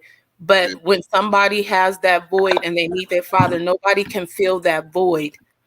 And I've learned that nobody can fill that void. Okay, I'm going through it right now. So tell me this, why you think the disconnect is different between the generations? The disconnect is different between the generations. And honestly, the stuff that I'm seeing now, we're seeing it. Back in the day, we didn't have, people was getting shot up in their cars. People was getting, all of this stuff have been going on. We see it more now. We see it. And people look at it like, oh, like it's a video, but it's actually happening, but they're getting immune to seeing it. So therefore, it's not as serious because they're immune to seeing it. They're playing video games where they're shooting all day. People getting walked up on, shot up on, all of this other stuff. It's almost like it's toxic. It's toxic. The video games, the music, it's a combination. And then when you don't have your true leader in your life, which is your father or your mother, whoever, is not there, nobody can fill that void. It's just that they have to learn how to deal with their pain, learn how to express their pain in a positive, try to, have like a positive outlet. It's they're gonna rebel.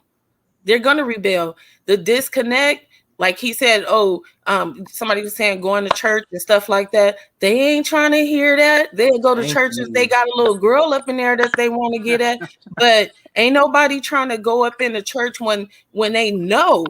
When these kids see what's on the street, they go up in the church and they like, oh, the preacher hustling too. Like, they not gonna trust nobody. You know what I'm saying? They're not gonna trust that. Then that's what they do. And you were saying that, you said, what did you say? You said, the preacher said, if you ain't a member of my church, he won't pray for you. He ain't gonna pray for you. Right. The church used to be the place to go for peace, for resources, for you know, I remember a preacher paying people's bills and stuff when I was real little. I used to see the preacher giving people money. I don't know if he was messing with the women, but he was paying light bills and all kinds of stuff. But that's what they really was though. Hey, you know he was though. Some of them. Serious. Our preacher, I'm telling you, I ain't gonna say his name, but he used to get a church van, pack it, everybody going to church. Somebody lights is off. He's sitting there collecting money for somebody's lights. And you know, my mom was friends with these people, so I would hear as a little kid them talking. I'm like, oh, that person's lights really off. But when you have that void, can't nobody fill that void. And all you got to do is put your best foot forward. If you're trying to help that person, I appreciate this man for even coming on here, wasting not wasting, but just pushing his breath out, pushing his words out for in the name of like trying to change, because it is a disconnect. My son, what he did when he turned 15, when he turned 15 and a half, he started the disconnect I saw. We eat dinner, he in his room.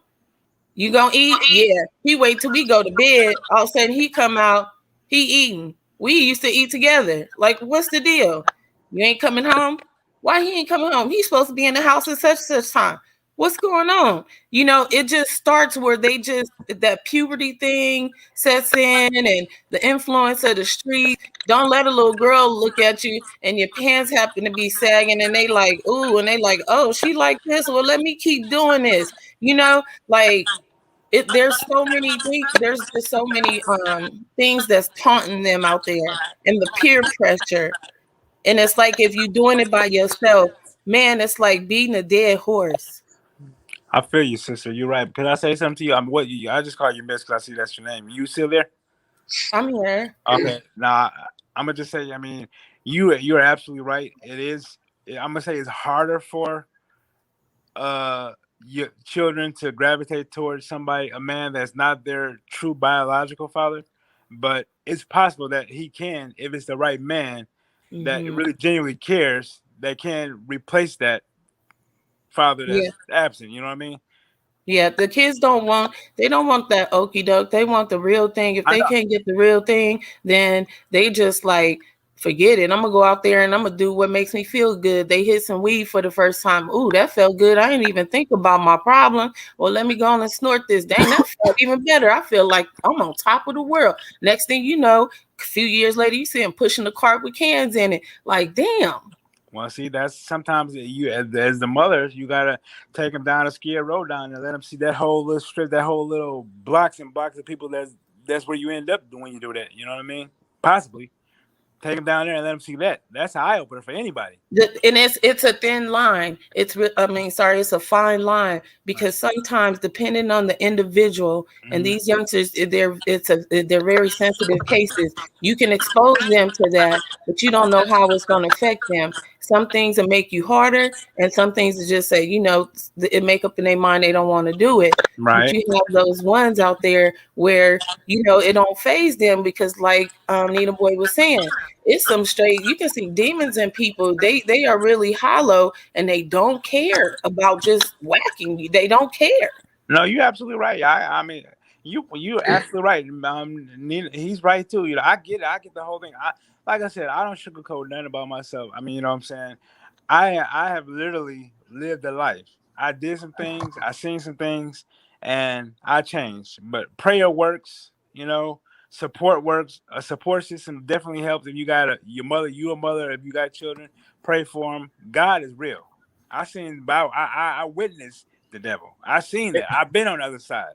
You know what I'm saying? Is Nina still in here? Because I can't see his name. It looked like he left. But the devil is definitely real. You know what I'm saying? This is the battle right now. We got the devil fighting for souls. We got God fighting for souls. But God always wins. Blank, bro. You know what I mean? Right. Bro, where is God he from, always bro? wins.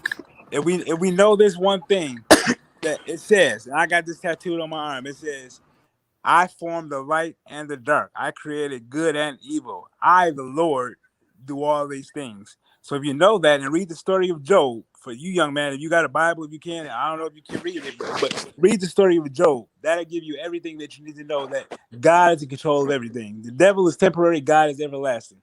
He can outdo. He only allows certain things to happen if he don't want it to happen, but he's in control of everything. So if you give your life to God and put God in your heart, all things are possible. You go a long way. He'll protect you. But they gotta be willing to accept that story That's of what I'm Job saying. is deep He'll though. take you places that you can't even imagine. Just put all your trust. It takes a little time. It ain't quick, because the devil will give you everything quick, but that is temporary. It's not long lasting. You know what I mean? It's an individual choice, right? But how do you get a youngster to really like gravitate towards that? You gotta keep drilling and planting it. First, let me chime in real quick. You gotta plant the seed, and then you gotta keep watering it. Yo, salute everybody on the panel. Salute Nina Boy. Keep going with the content. It's great. Don't stop. Keep giving it to the people.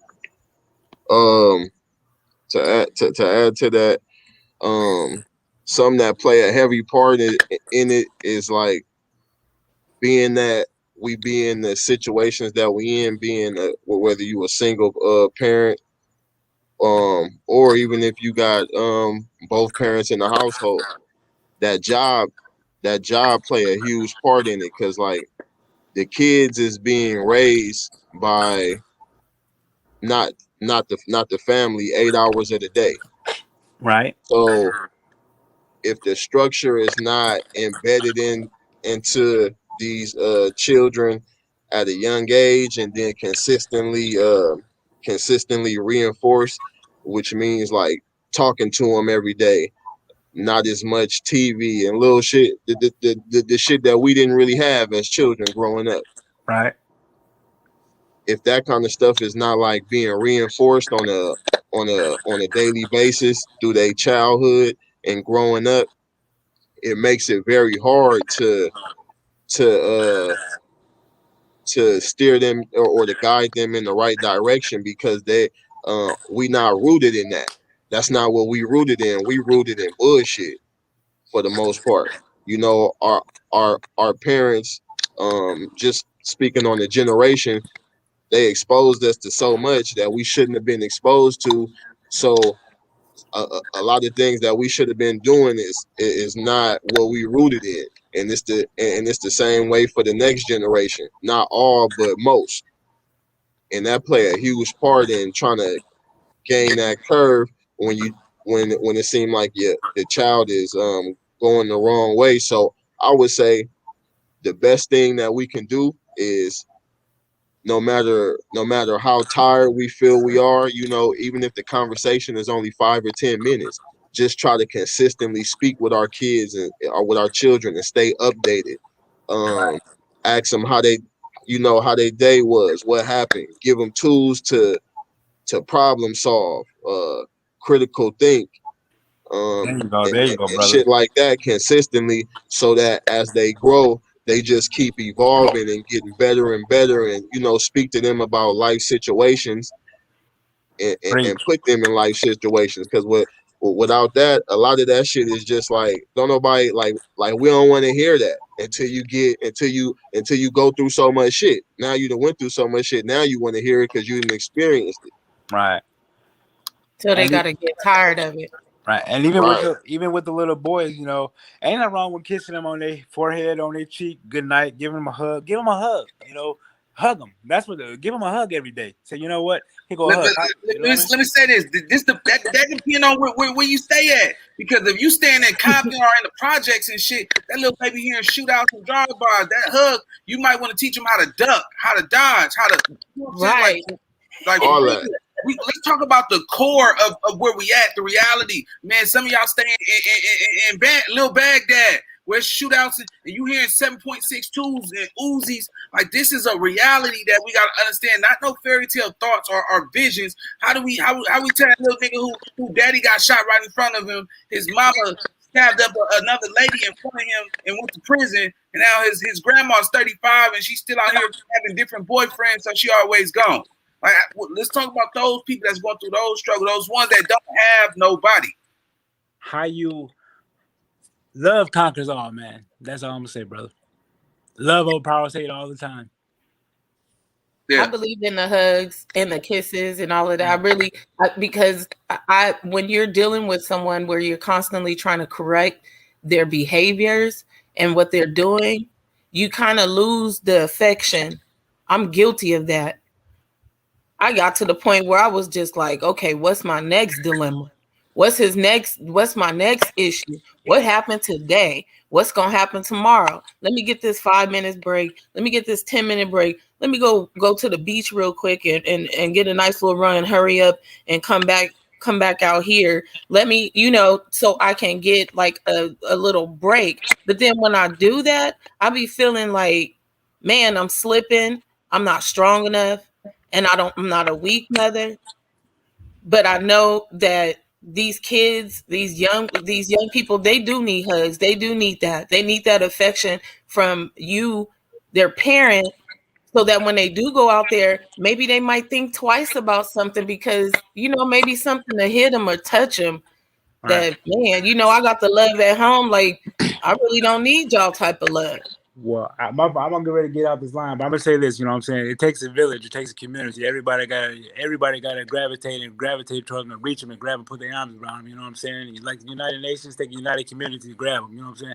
And Nina, I'm gonna be back in LA probably in about like the beginning of next month. I'm gonna come out there. My residents, I'd like to connect with you, man. We could do something. You know what I'm saying? Yes, I'm down for the cause, brother. All right, appreciate you, bro. Appreciate you. All right, love. Yeah, yes, sir. Yes, sir.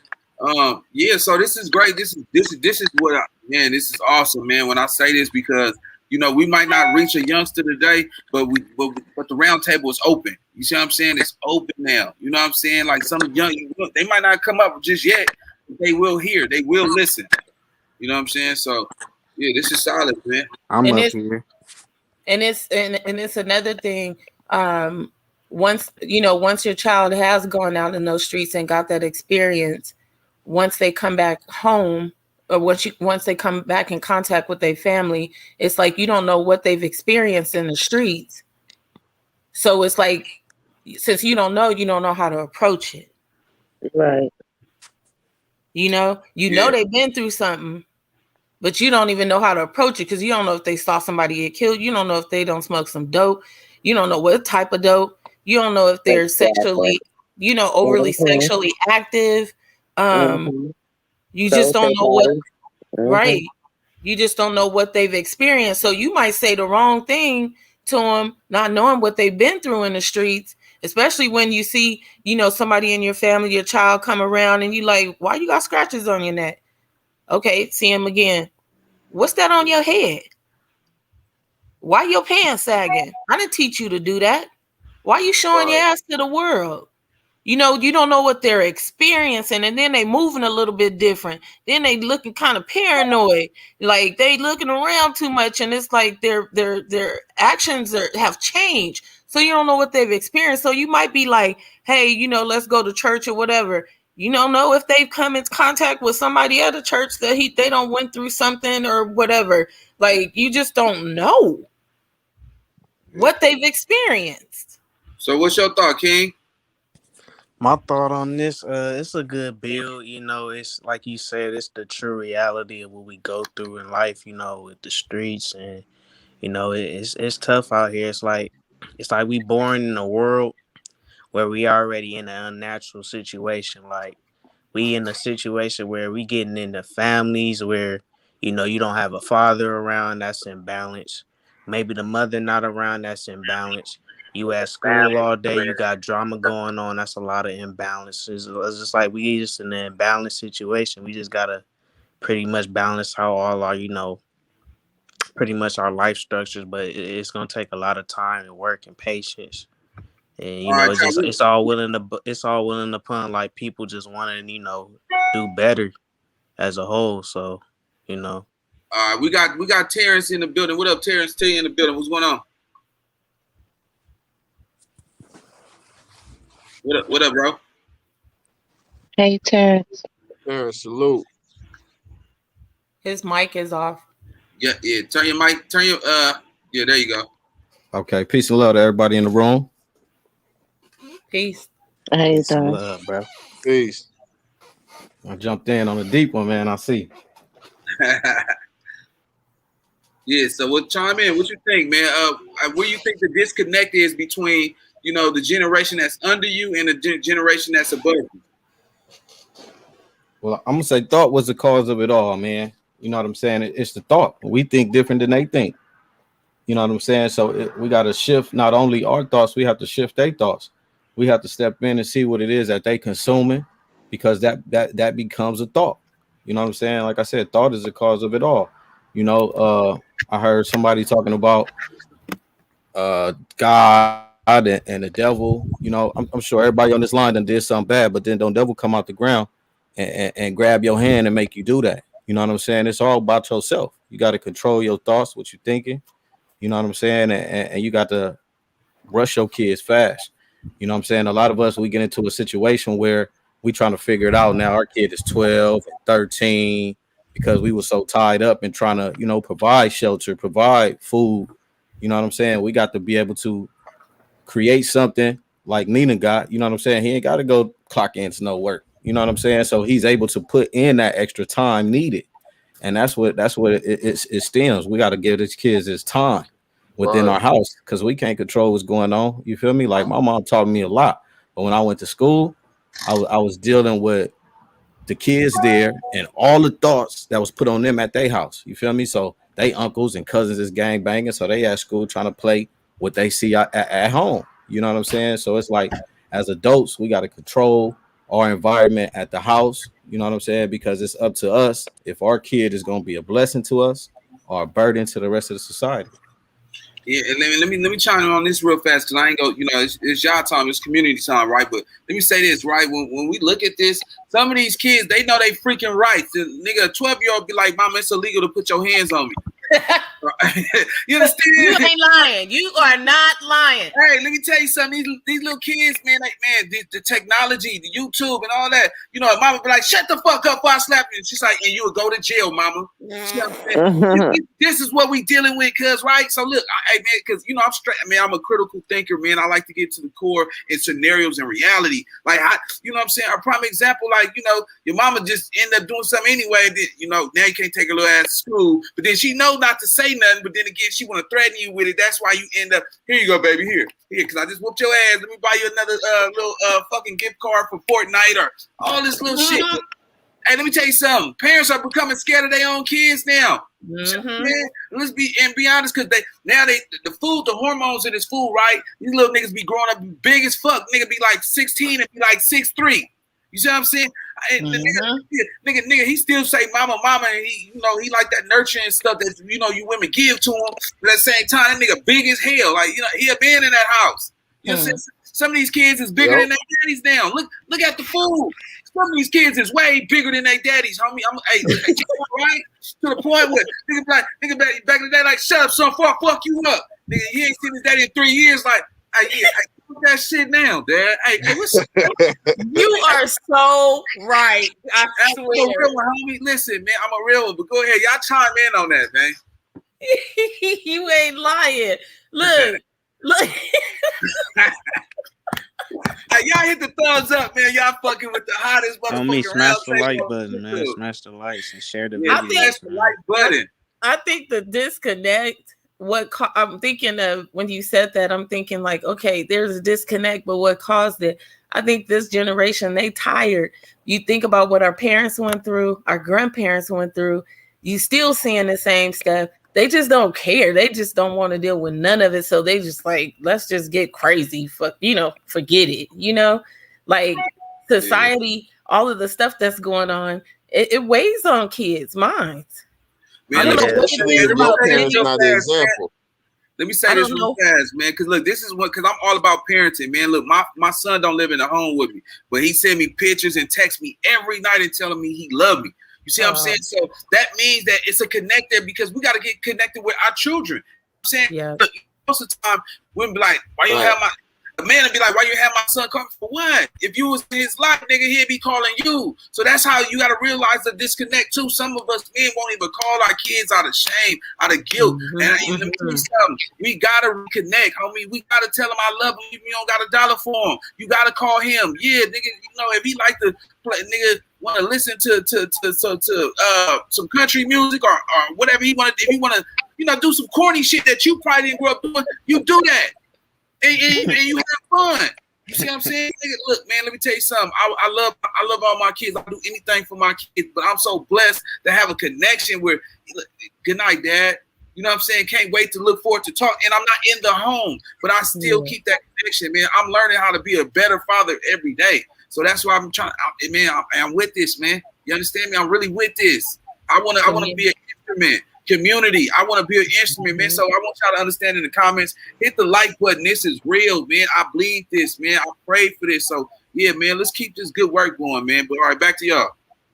It's crazy. I don't want to need to jump off the subject, but I was talking to a young lady, and I was trying to, you know, because I'm a social worker, and I was, you know, I put my heart into my job, so I was talking to her about some things. And I was trying to get her, you know, to participate and all that. And she, you know, it was real what I saw on her face. She said, you know, I just lost my brother. And I was like, dang, like, how do I just get at her like that? And she just lost her brother. And it was like really sincere. And she told me her story. She said she went to her brother's house. She pulled up in front of the building. This guy, she said it didn't seem like he was, you know, acting strange enough, but he asked her, you know, can you give me a ride down the street, blah, blah, blah. And she hesitated. She said, you know, she was like, yeah, I'll give you a ride. She gave the boy a ride, dropped him off, came back to her brother's house because that's where she was going. Goes up to the brother's house, police there, all that stuff. The dude that she gave a ride to just killed her brother. When people go through stuff like that in life, it's like, how do you bring them back? Because that type of stuff and trauma from, you know, the things that they go through, you just don't know what to do. Yeah. You just don't know what to do. King Gordon want to chime in? Oh yeah, I had disconnected my her audio, and I don't even know what she was talking about, but I remember her speaking on a lady. She said she lost her brother.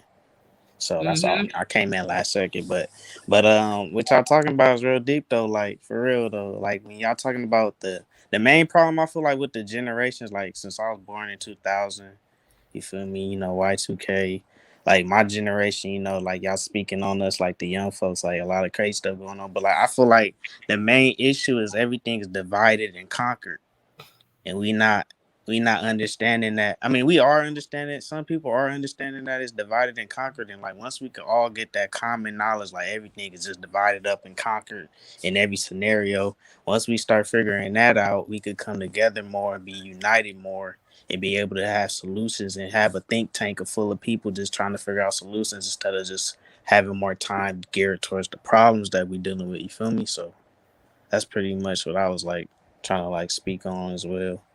But yeah, that situation we was talking about with that lady losing her brother, I'm not gonna lie, that is a sad situation that, you know, a lot of people, you know, losing loved ones, you know, it's just crazy. I mean, it's like a thing like with life, like we all gonna die, you know, it's just the natural order of our, you know, reality and universe. Like, you know, things have to live, things have to die. It's like a perpetual, infinite thing, but you know, it's just the way how we see, you know, witness in our life, like how people losing their loved ones is kind of tragic because it's like traumatic experiences and the craziest, you know, scenarios. But yeah, I just wanted to speak on that though. But y'all could take the mic.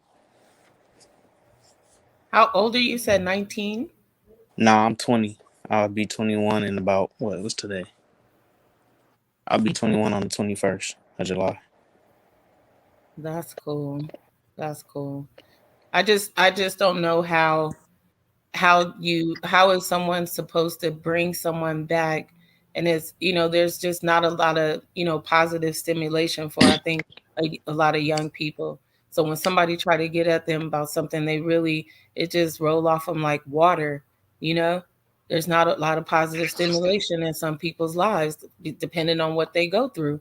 I feel like we gotta understand this though about our reality, right?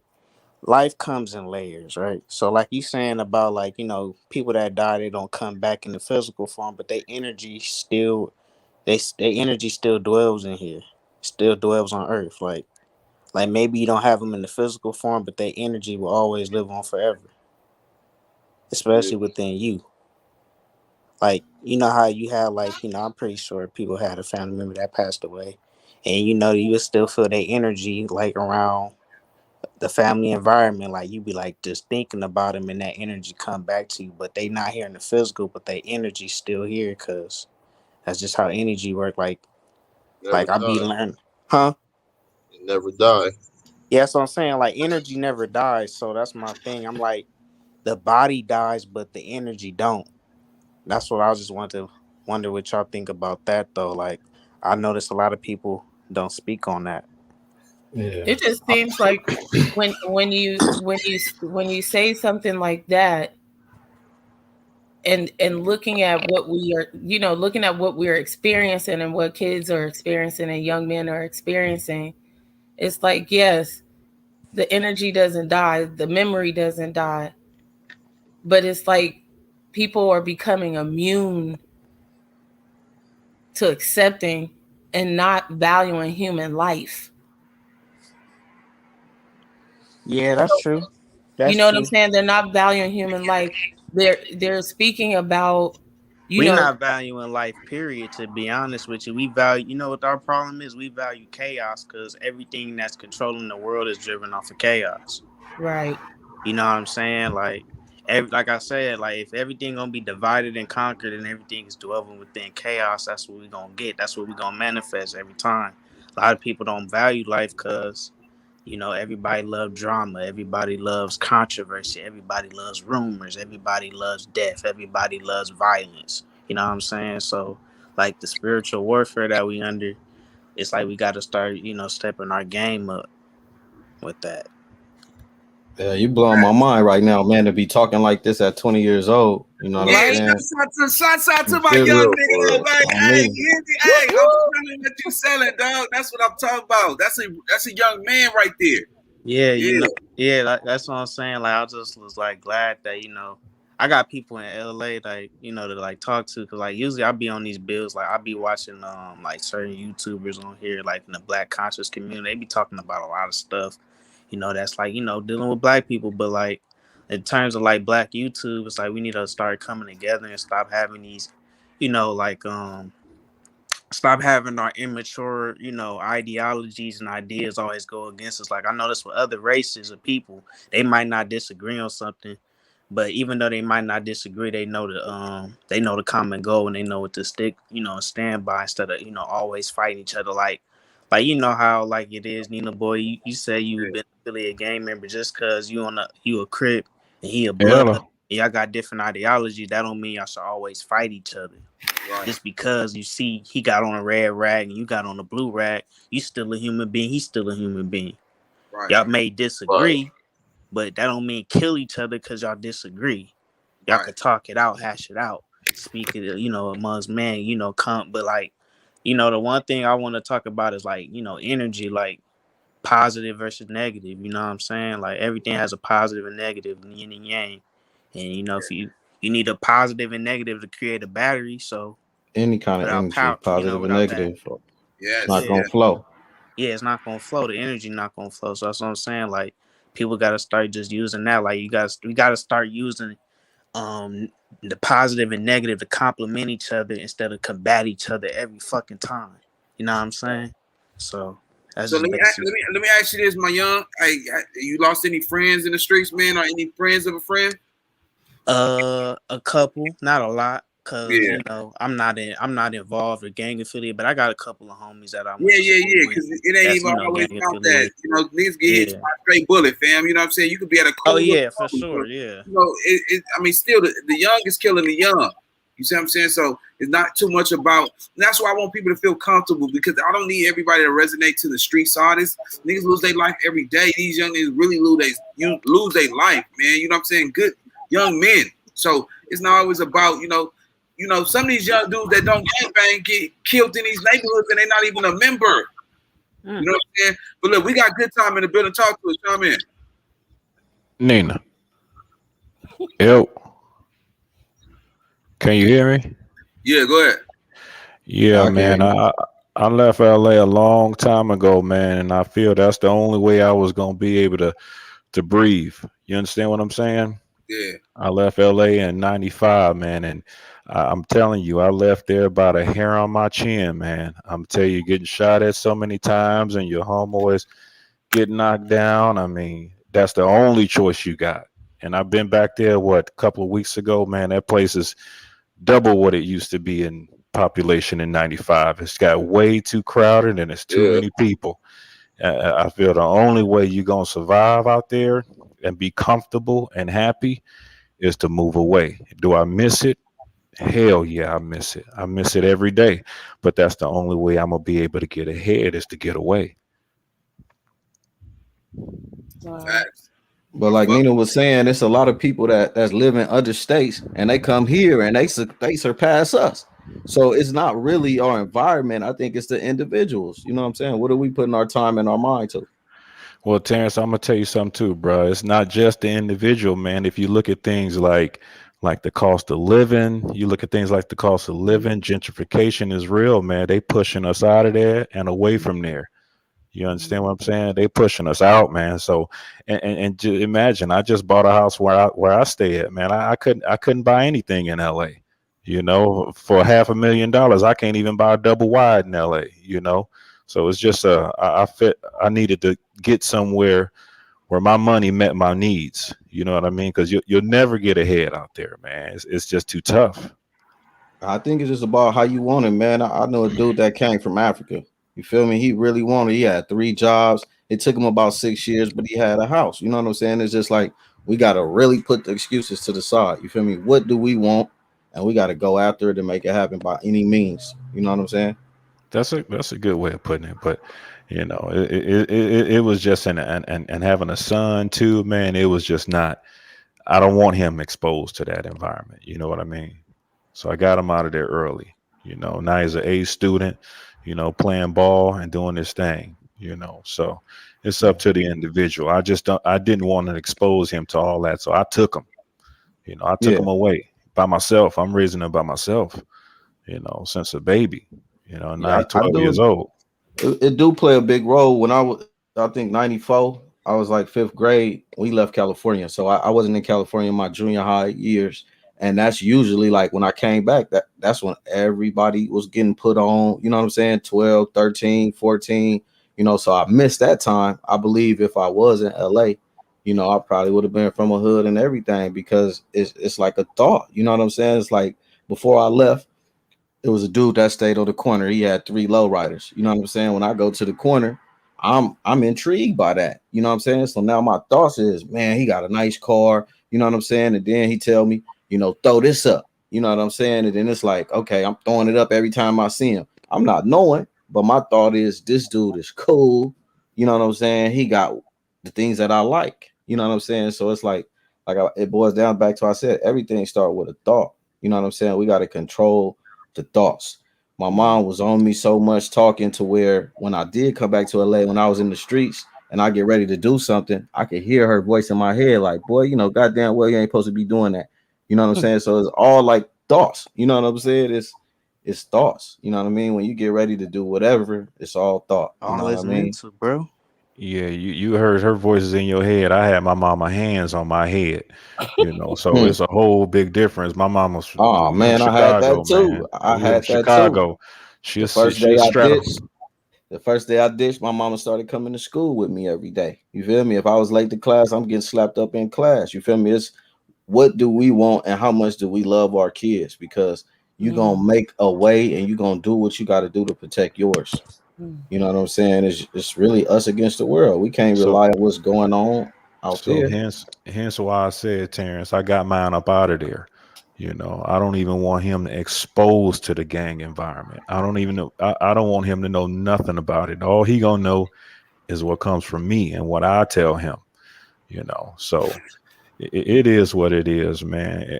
You know, everybody don't think the same, but I think the best way to do is to be without it completely, because it's like crabs in a bucket, man. Everybody looking for the next come up, and if it's you and you they man, they're gonna knock you down for the come up. Well, we're in a society where we can't hide. Everything is globalized. You feel me? Your kid got a phone. They gonna see what's going on in LA. They gonna see what's going on in Chicago. You know what I'm saying? Yeah. It's what are you embedding in their thoughts when they go out into these streets? If they ain't got the right thought process, they gonna be easily guided the wrong way. Manipulated. That's And what they also Man. to add into that, like you were saying, they thoughts. Typically, growing up, most kids they get to pretty much do, listen to, and watch what they want, and it been that way. So to try to come in and like change something, like kids look at the parent, they look at the parent like, what? Like, what you talking about? This So shit at been the it been rocking like this for a minute. So I'm not feeling nothing that you talking about. So a lot of that shit, yeah, it gotta be done as a young child, because we yeah, it gotta does. keep in Gotta be mind on. that we're not raising children, we're raising men and women. They only A child is that's the least part of your life. You're gonna be an adult more. For the Yeah, majority of but your life, you're gonna be an adult. The child, that's just the first part. So we gotta always keep in mind, like moving forward, we raising men and women, so you gotta instill. You can't treat them like a child, no matter how young they are. Of course, you can't be hard on them as a youngin, but you gotta it gotta be levels to it, and you gotta get the instill more discipline and more discipline, and put them in certain scenarios, make things connect, food for thought and all that kind of shit. You got to do that, and if we don't do that, they not gonna be able to grasp the concept, because we didn't prepare them for that. yeah, I and just that's where want it comes I back just to want parents. I just want to say, this panel, all of you men, you're amazing. Terrence, thank you for giving me a gift tonight with what you just said about thought. Thought is the cause of it all. Nina boy, Brother thank McGee. you. Oh, I'm Islam I'm shit. going I'm gonna go to bed because I'm going to work tomorrow. But all of you are amazing, and I really thank you. But I'm gonna let that whole concept of thought marinate. So you all have a wonderful night. Islam, it You starts have with a you too, wonderful night sis. too. You the first teacher. Thank you, You the Thank sis. you. first teacher. Brother Nina, thank you, bro, also for allowing this platform for everybody to come on. Myself, I have a lot of children, but I had an upbringing in Los Angeles, and I'm a transplant to California, so I know everything that you're talking about, the trappings. I grew up on 63rd and Bryanhurst. I moved on 63rd and Bryanhurst, 1977, and that neighborhood was, I would say, it was one way, and then after 79, and then the war started over there. It turned very, the politics in the neighborhood just changed. Then in 86, about 85, 86, when crack hit, it completely decimated the whole neighborhood. And so all of the options that sort of say that they had coming up, like before then, was completely dried up. You used to be able to go to the park and safely just go play, join up with team sports and things like that. Then when those particular resources got dried up, say like around what they were calling the Reagan years or Reaganomics. I don't know if any of y'all ever heard of that, but Yeah. that took away all of the after school programs in the city. So a lot of people don't know after that. I don't know if y'all familiar with what happened with. You probably heard it a bunch of times on maybe other people's platform, but we live right there on ground zero when Tyrone got killed. you know, and which started the war between the H-rays in the 60s. But we used to see them brothers over in our neighborhoods all the time. Used to be all type of brothers over there, you know. And everybody didn't bang over there, you know. But even the bangers the ones that was banging used to go to the park and sign up for the after school programs. This is what I'm really trying to get to. So when they started cutting stuff off like that, it brought a whole other ether into sort of say like the neighborhood. Then you mix that in with the politics and then drugs. Boom. It was like a powder keg waiting to happen, you know? And so hey, you a Moore, right? Or yes, sir. division. So, You a what you say, Moore? brother? I was asking you a Moore. I see the Moorish flag. Yeah, we are Moors. Y'all Moors too. I know. But I just want to just yeah, play Islam. yeah, we all brothers. Yeah, Islam, peace. That's what Islam means, just peace. But I enjoy the platform. I appreciate the brother Nina allowing this platform. Been watching tons and tons of videos and all type of just memories and scenarios just pop up.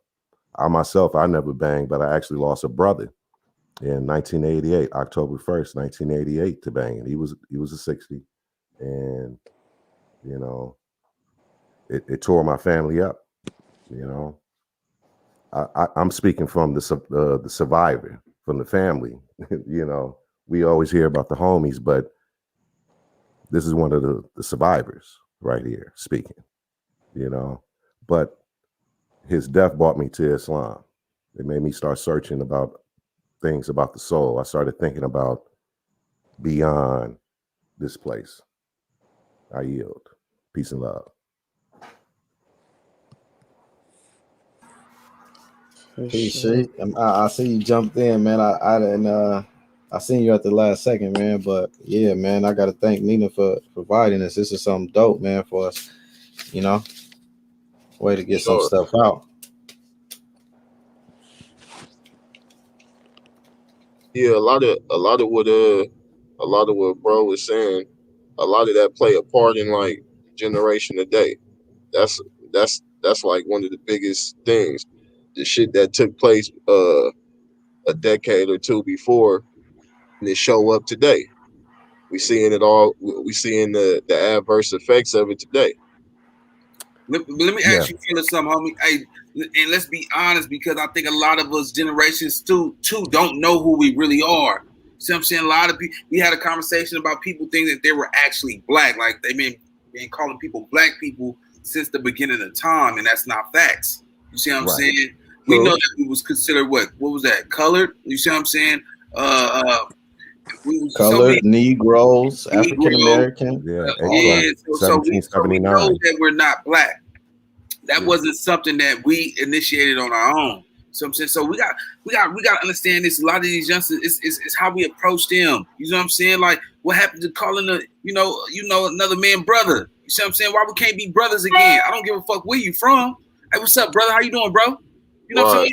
You know, it's something that you got to say it with your chest. You see what I'm saying? And with your head up. You know, a lot of these young niggas, they don't really talk to you with their head up, with their chest up. You know what I'm saying? They trying to look cool and all that weird shit, man. Like, look at me in my eyes. Right. We gotta get back to telling another man you powerful just like me and stop demasculating each other. Because everybody ain't no alpha male. I know, like, man, sometimes I stood up for the weak. I'm like, man, pick your head up, nigga. Like when niggas talking to you, bro, you a man. See what I'm saying? And I can smell that on you. I was always trying to uplift the person that wasn't strong enough, because at the end of the day, what I look like just treating somebody who's not strong as me as a weaker person. You see what I'm saying? So we gotta build each other up. Women build each other up all the time. They be like, yeah, girl, your ass looking fat today, girl. Yeah, your ass looking big, baby. You know what I'm saying? And some of them might, you know what I'm saying? I ain't talking about no big up or no weird shit like touch my leg, nigga. I'm gonna sock your ass. But you know what I'm saying? Right. But, like, you know, like keep the chest up, nigga. Get your swag right. You know what I'm saying? And get in position. Because at the end of the day, man, we losing time, bro. We in a spiritual warfare, and we're losing time.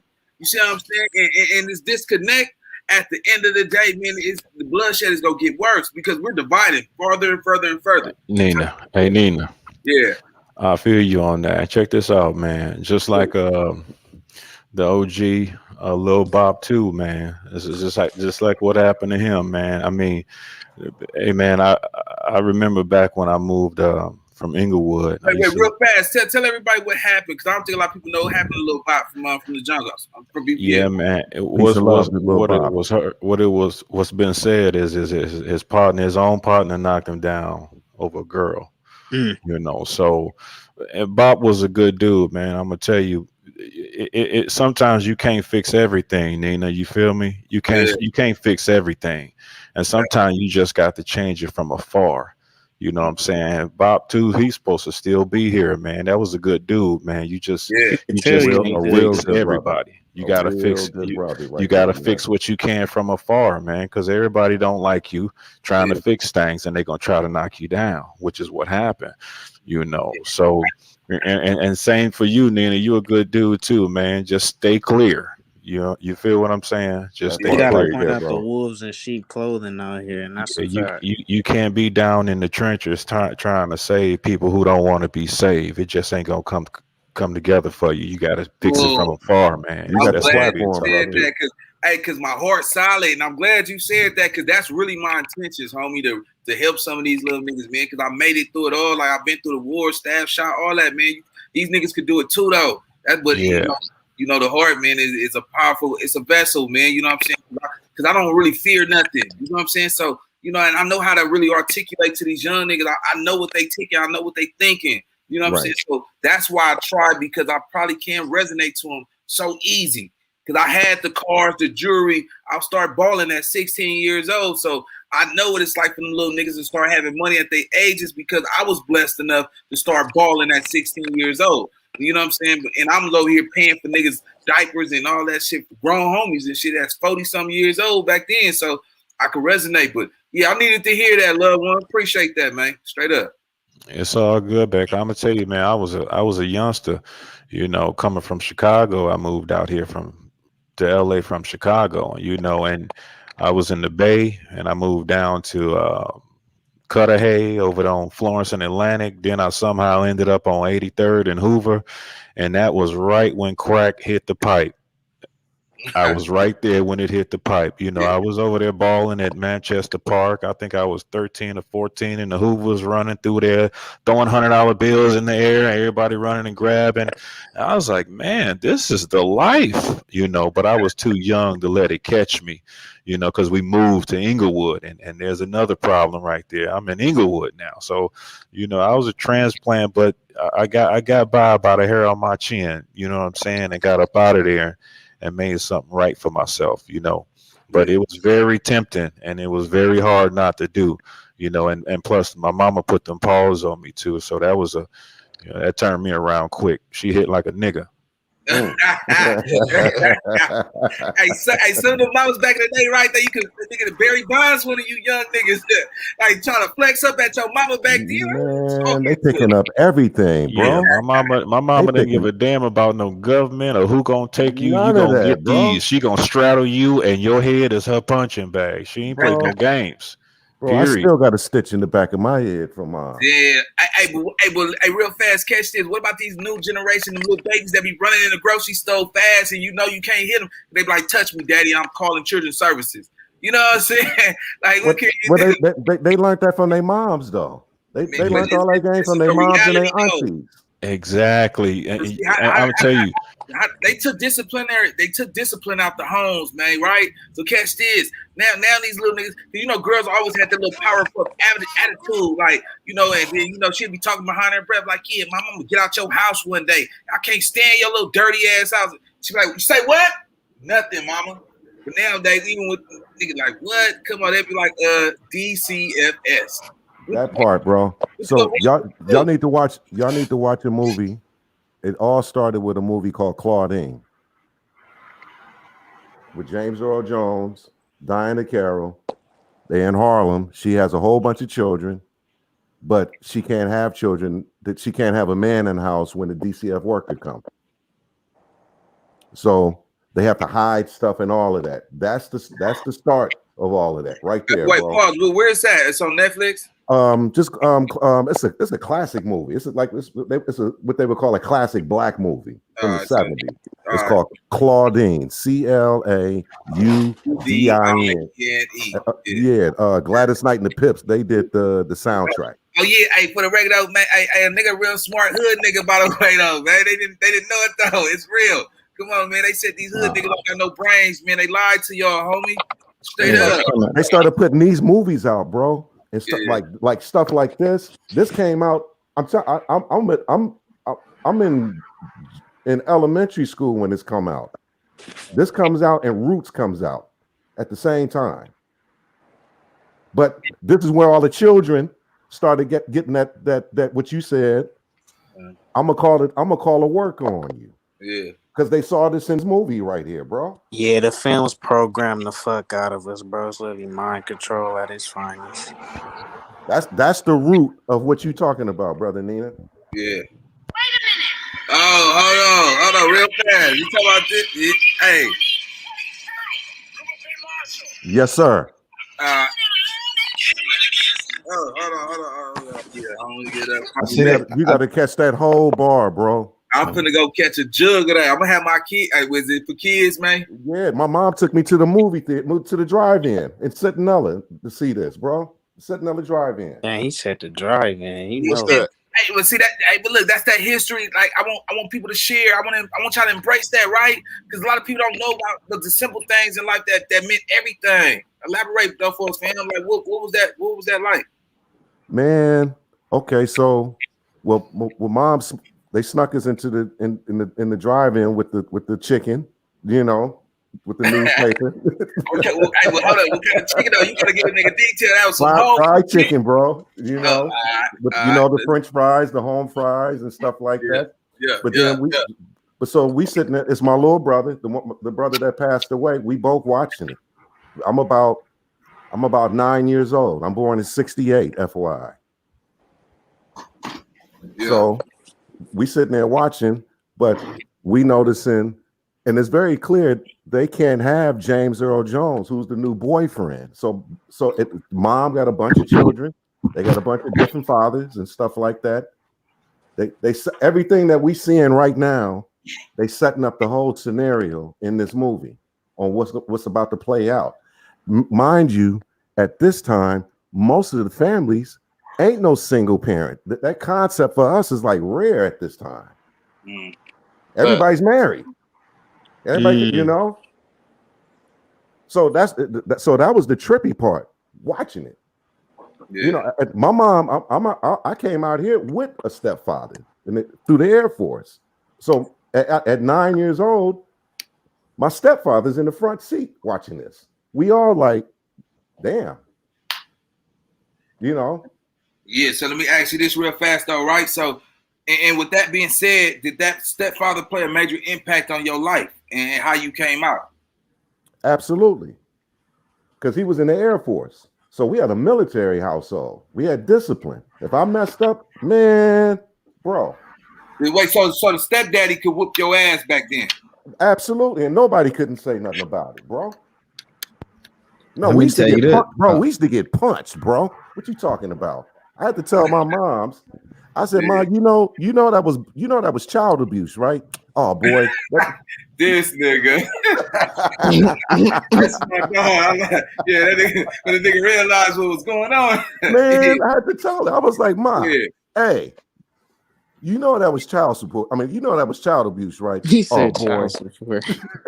But that was real though, you know. But to answer your question, Nina, yes. Having have stepfather, uncle, and I'm 3,000 miles away. I'm born in Cleveland, Ohio. So we left both of our families. He the only male figure in the household, you know? Yeah, hey, real fast, let me tell everybody, make sure y'all hit that thumbs up, man. This is a community platform, man. Y'all know how I get it cracking when we do the round table, man. So, you know, if y'all want to come join, share these stories, man, somebody listen, it could touch a soul, man. So, you know, if y'all got the courage and be courageous, just come on in, man. All right, go ahead, Become. Yeah, man. So, no, I was just answering your question, brother love. Yes, a father having a yes.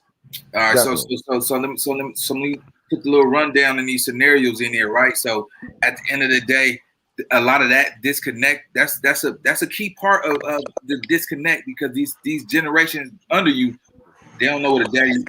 You don't qualify to be a. Let me tell you something. And to be 100, that's why I had that title the other day called "Abandoning Babies." Boys abandoning babies. You know what I'm saying? Men, just because you have a baby, homie, don't qualify you to be a father. You know what I'm saying? Or men, because most of these young niggas out here be like 17, 18 years old.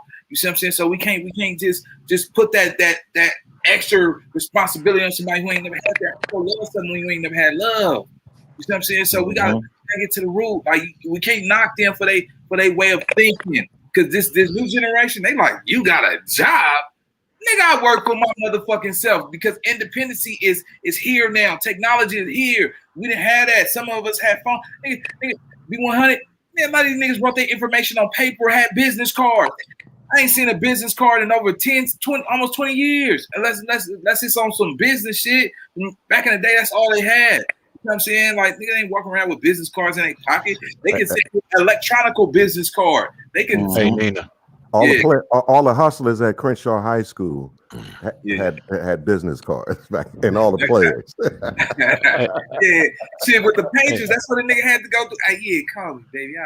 That's how they was, brother love, just like that. See, mama, I got some groceries for her, man. You know what I'm saying? They call me cutie. You know, some of the players be like, they're real slick when they got the little fingernails and shit. Man, I grew up with some Pips players and hustlers too, but mostly gorillas and killers. I ain't even gonna lie. I grew up mainly with gorillas and killers, but I was fortunate enough to see what some players look like. You know what I'm saying? Matching head to toe with the Godfather hat. Yeah. You know what I'm saying? Hey, Nina. Man, I had an uncle. Hey, Nina. Say young blood. Right.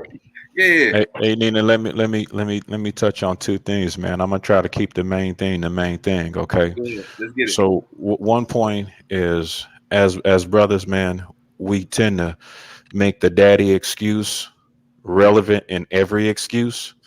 Okay, I'm one. Clarify that. What I mean by that, let's just say I was in the military and I got out of the military and I said, okay, I got PTSD, and everybody wants to jump on the PTSD bandwagon when they jump out of the military, because you get some money for it, right? Yeah. So my thing is, brothers in the hood, they jump on that because it's such a known fact that kids without fathers, turn out bad, which ain't true. A lot of them do turn out good, but they love to use that excuse for being unsuccessful. That's one point. And another point I was going to make was, let's just say if every time you went to prison and you killed a black man, that's your green light. That's green light on your ass for killing another brother. Okay, so I'm saying that because every time we go to prison and do what we do, everything's okay if you kill somebody. How about let's reverse that? Every time you kill somebody and it's another brother, sister, or auntie or uncle, you get green lighted. You understand what I'm saying? That's kind of past the where we need to be hitting. We want to catch them before they even shoot somebody and go to jail. You got to start somewhere though. But it's hard. You have to start somewhere though. These young, let me tell you real fast, and I'm gonna fall back, man, because I'm around a young life, man. They kind of got this shit under me. You ain't no real until you kill one. Like niggas, these niggas ain't just put niggas on no more. Nigga ain't no real until you kill one. Nigga, can you go spark? Even if you kill him or not, can you go spark? These niggas will jump out and do a random out here. So we got to be cautious on how we relay what we trying to accomplish. Because if we just coming with ideas and scenarios that's not gonna resonate, he like, nigga, what? Nigga, what? Nigga, I got niggas like 5 under my belt. Like, what you talking about? So how you talk to a killer if you ain't never killed nothing? You see what I'm saying? So we got to figure out how, because everybody got different positions, right? I'm not just talking about the ones who ain't, but then you got to understand them little niggas who ain't had niggas who stomach ate through their back. See, I'm speaking for them niggas that stayed in that back alley late nights, nigga. You know what I'm saying? Like watching everything. I lived in the dark, so how do we talk to the niggas? Because you know what I'm saying? It was murder all around me when I was coming up, so it was normal. So how do you talk to the ones that, you know what I'm saying? The ones that I was around, you know what I'm saying? Like, you know what I'm saying? How you say that? Because we got to understand what we say, because Most nigga, that's just like I'm gonna leave it, I'm gonna fall back. That's just like a nigga who's sitting on the corner drinking old English every day saying, hey, nigga, this is what you gotta do with your life. And young nigga like, nigga, I got 30,000 in my pocket, nigga. How you gonna tell me what I gotta do with my life? And I just gave you $1 for some beer. Ooh, you see what I'm saying? So it gotta be something, because I'm not saying we can touch everybody. Look, my thing is this. My mission is to have the conversation. That's my goal here. You see what I'm saying? Because niggas can't say a platform didn't exist. These young niggas want to come tell us, like, man, y'all niggas don't understand us. Where were you niggas at when I was in the court, niggas shooting that jump shot? Right. You see what I'm saying? That nigga want to come back, come correct if you want me to talk. You feel me? So you talk, not to cut you off, brother Nina. So what you speaking on is fundamentally, 1, respect, 2, integrity. Okay. Because like I feel you, Mo. I feel you to the T, because that's how it was when we was coming up in that same block. And I always say this is why I make that distinction about when the drugs hit the hit the hood and before. See, in 77 and before 79, the G's on the block wouldn't let us bang. They told us that was the crew that was telling you to go the other way. Nah, it was structure, you know. So the structure part is what attracted, you know, a lot of us. Yeah. But so these are the cats that you played basketball with. These are the ones you went to Van Ness Park with and played, you know, all the sports, even with cats that was like, say, like V&Gs. You knew all of them. We all went, you know, even what you would call them rolling 40s and stuff like that. I went to school. I went to 42nd Street School with all the original neighborhood rolling 40s, the OGs. Yeah. These are my friends. Yeah. I'm not going to say no names, but these are my friends. Yeah. You know, I know these guys. So I can tell you exactly when and how. I'm talking about the politics in the neighborhood and the scenarios what Brother Nina is speaking about. He's speaking to the ones, like he said, that's the ones that's sitting on that don't have mama and dad at the house, or who choose to sit on the alley. Remember, it was ones that was just choosing up. Now those are the ones that the big homies were like, hey, if you choosing up for it, then boom, let's run it. You know, but if they wasn't trying to like pull ones in. They gave you the caveats on everything that was going on, and hey, after that was on you. You know, right? Let me just chime in a little bit, right? Because everybody got a different position in this gang culture, right? It's some niggas like you can't, and this is my thing. If a nigga already out here, nigga don't know what he want, because some niggas want that Crippin career or that Damu career or that Hoover career. You know what I'm saying? Where some niggas want to go through the gladiator school, go through the line of this shit, hit the pen, get his stripes up, because a nigga he don't have no ambition. You see what I'm saying? Some of these youngsters ain't never left their neighborhood. They ain't never left their block. You see what I'm saying? I done been to over 20 different states. I done seen different walks of life. I done seen real Indians on a reservation. I done been, you know what I'm saying? I done been to another country. So, you know, that kind of do something for the mind too, right? My thing, I want people to understand this. Look, we can't save everybody. That was a valid point. But at the same time, you know, if it ain't in you, homie, this is my message. It's like, if it ain't in you, don't try to put paint where it ain't.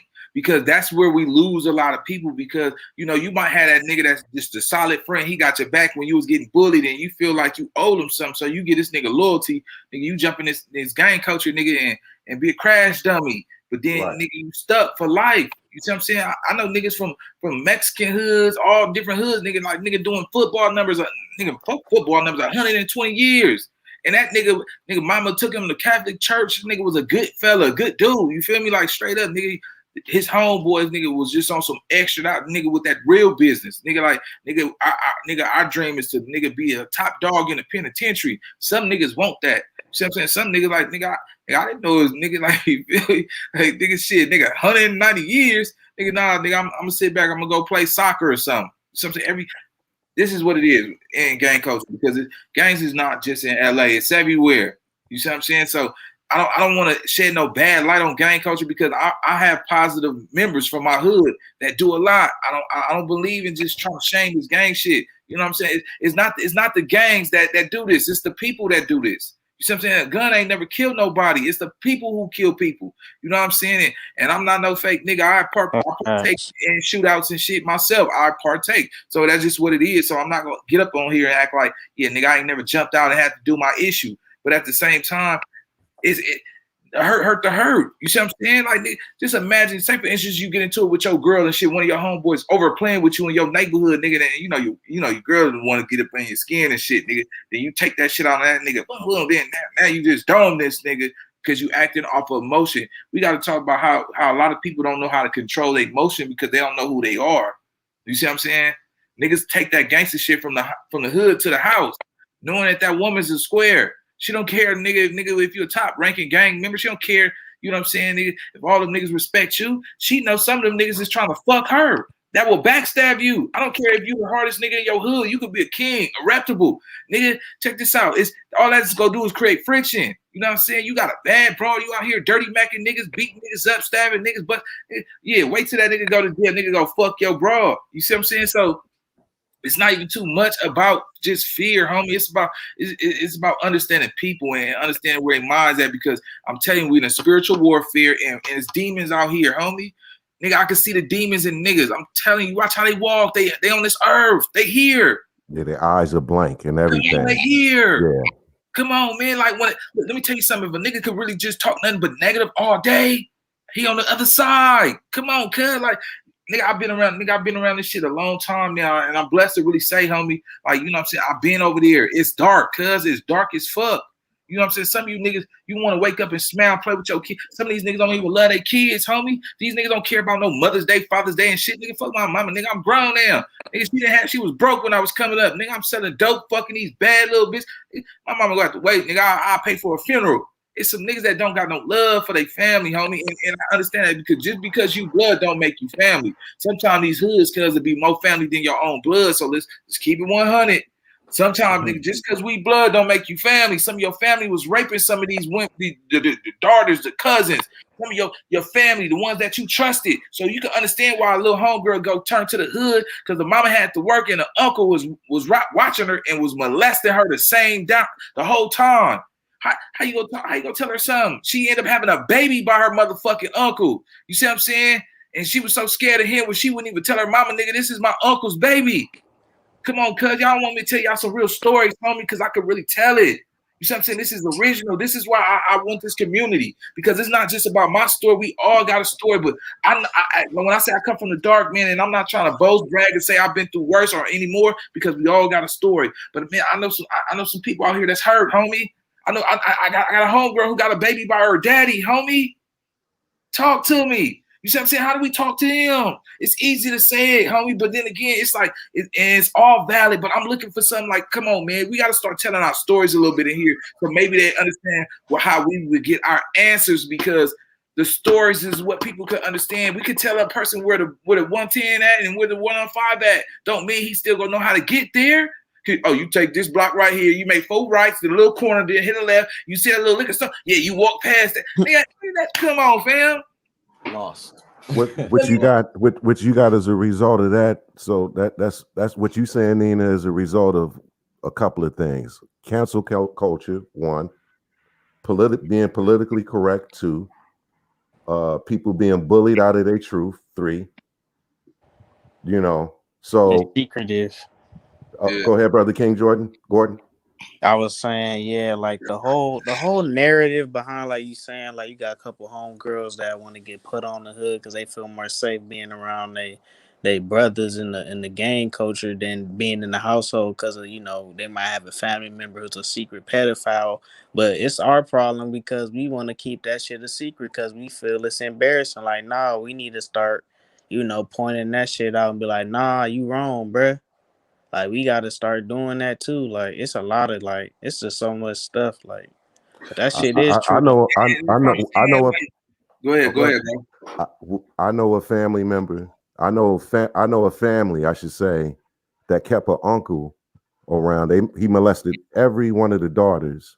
And that, I mean, from both sides of the family. Like, meaning like the mom married and they had children, but the auntie had children that was a sister, So he was able to molest the children from the father and the I guess his sister-in-law, they children, and they kept him in the family. They protected him.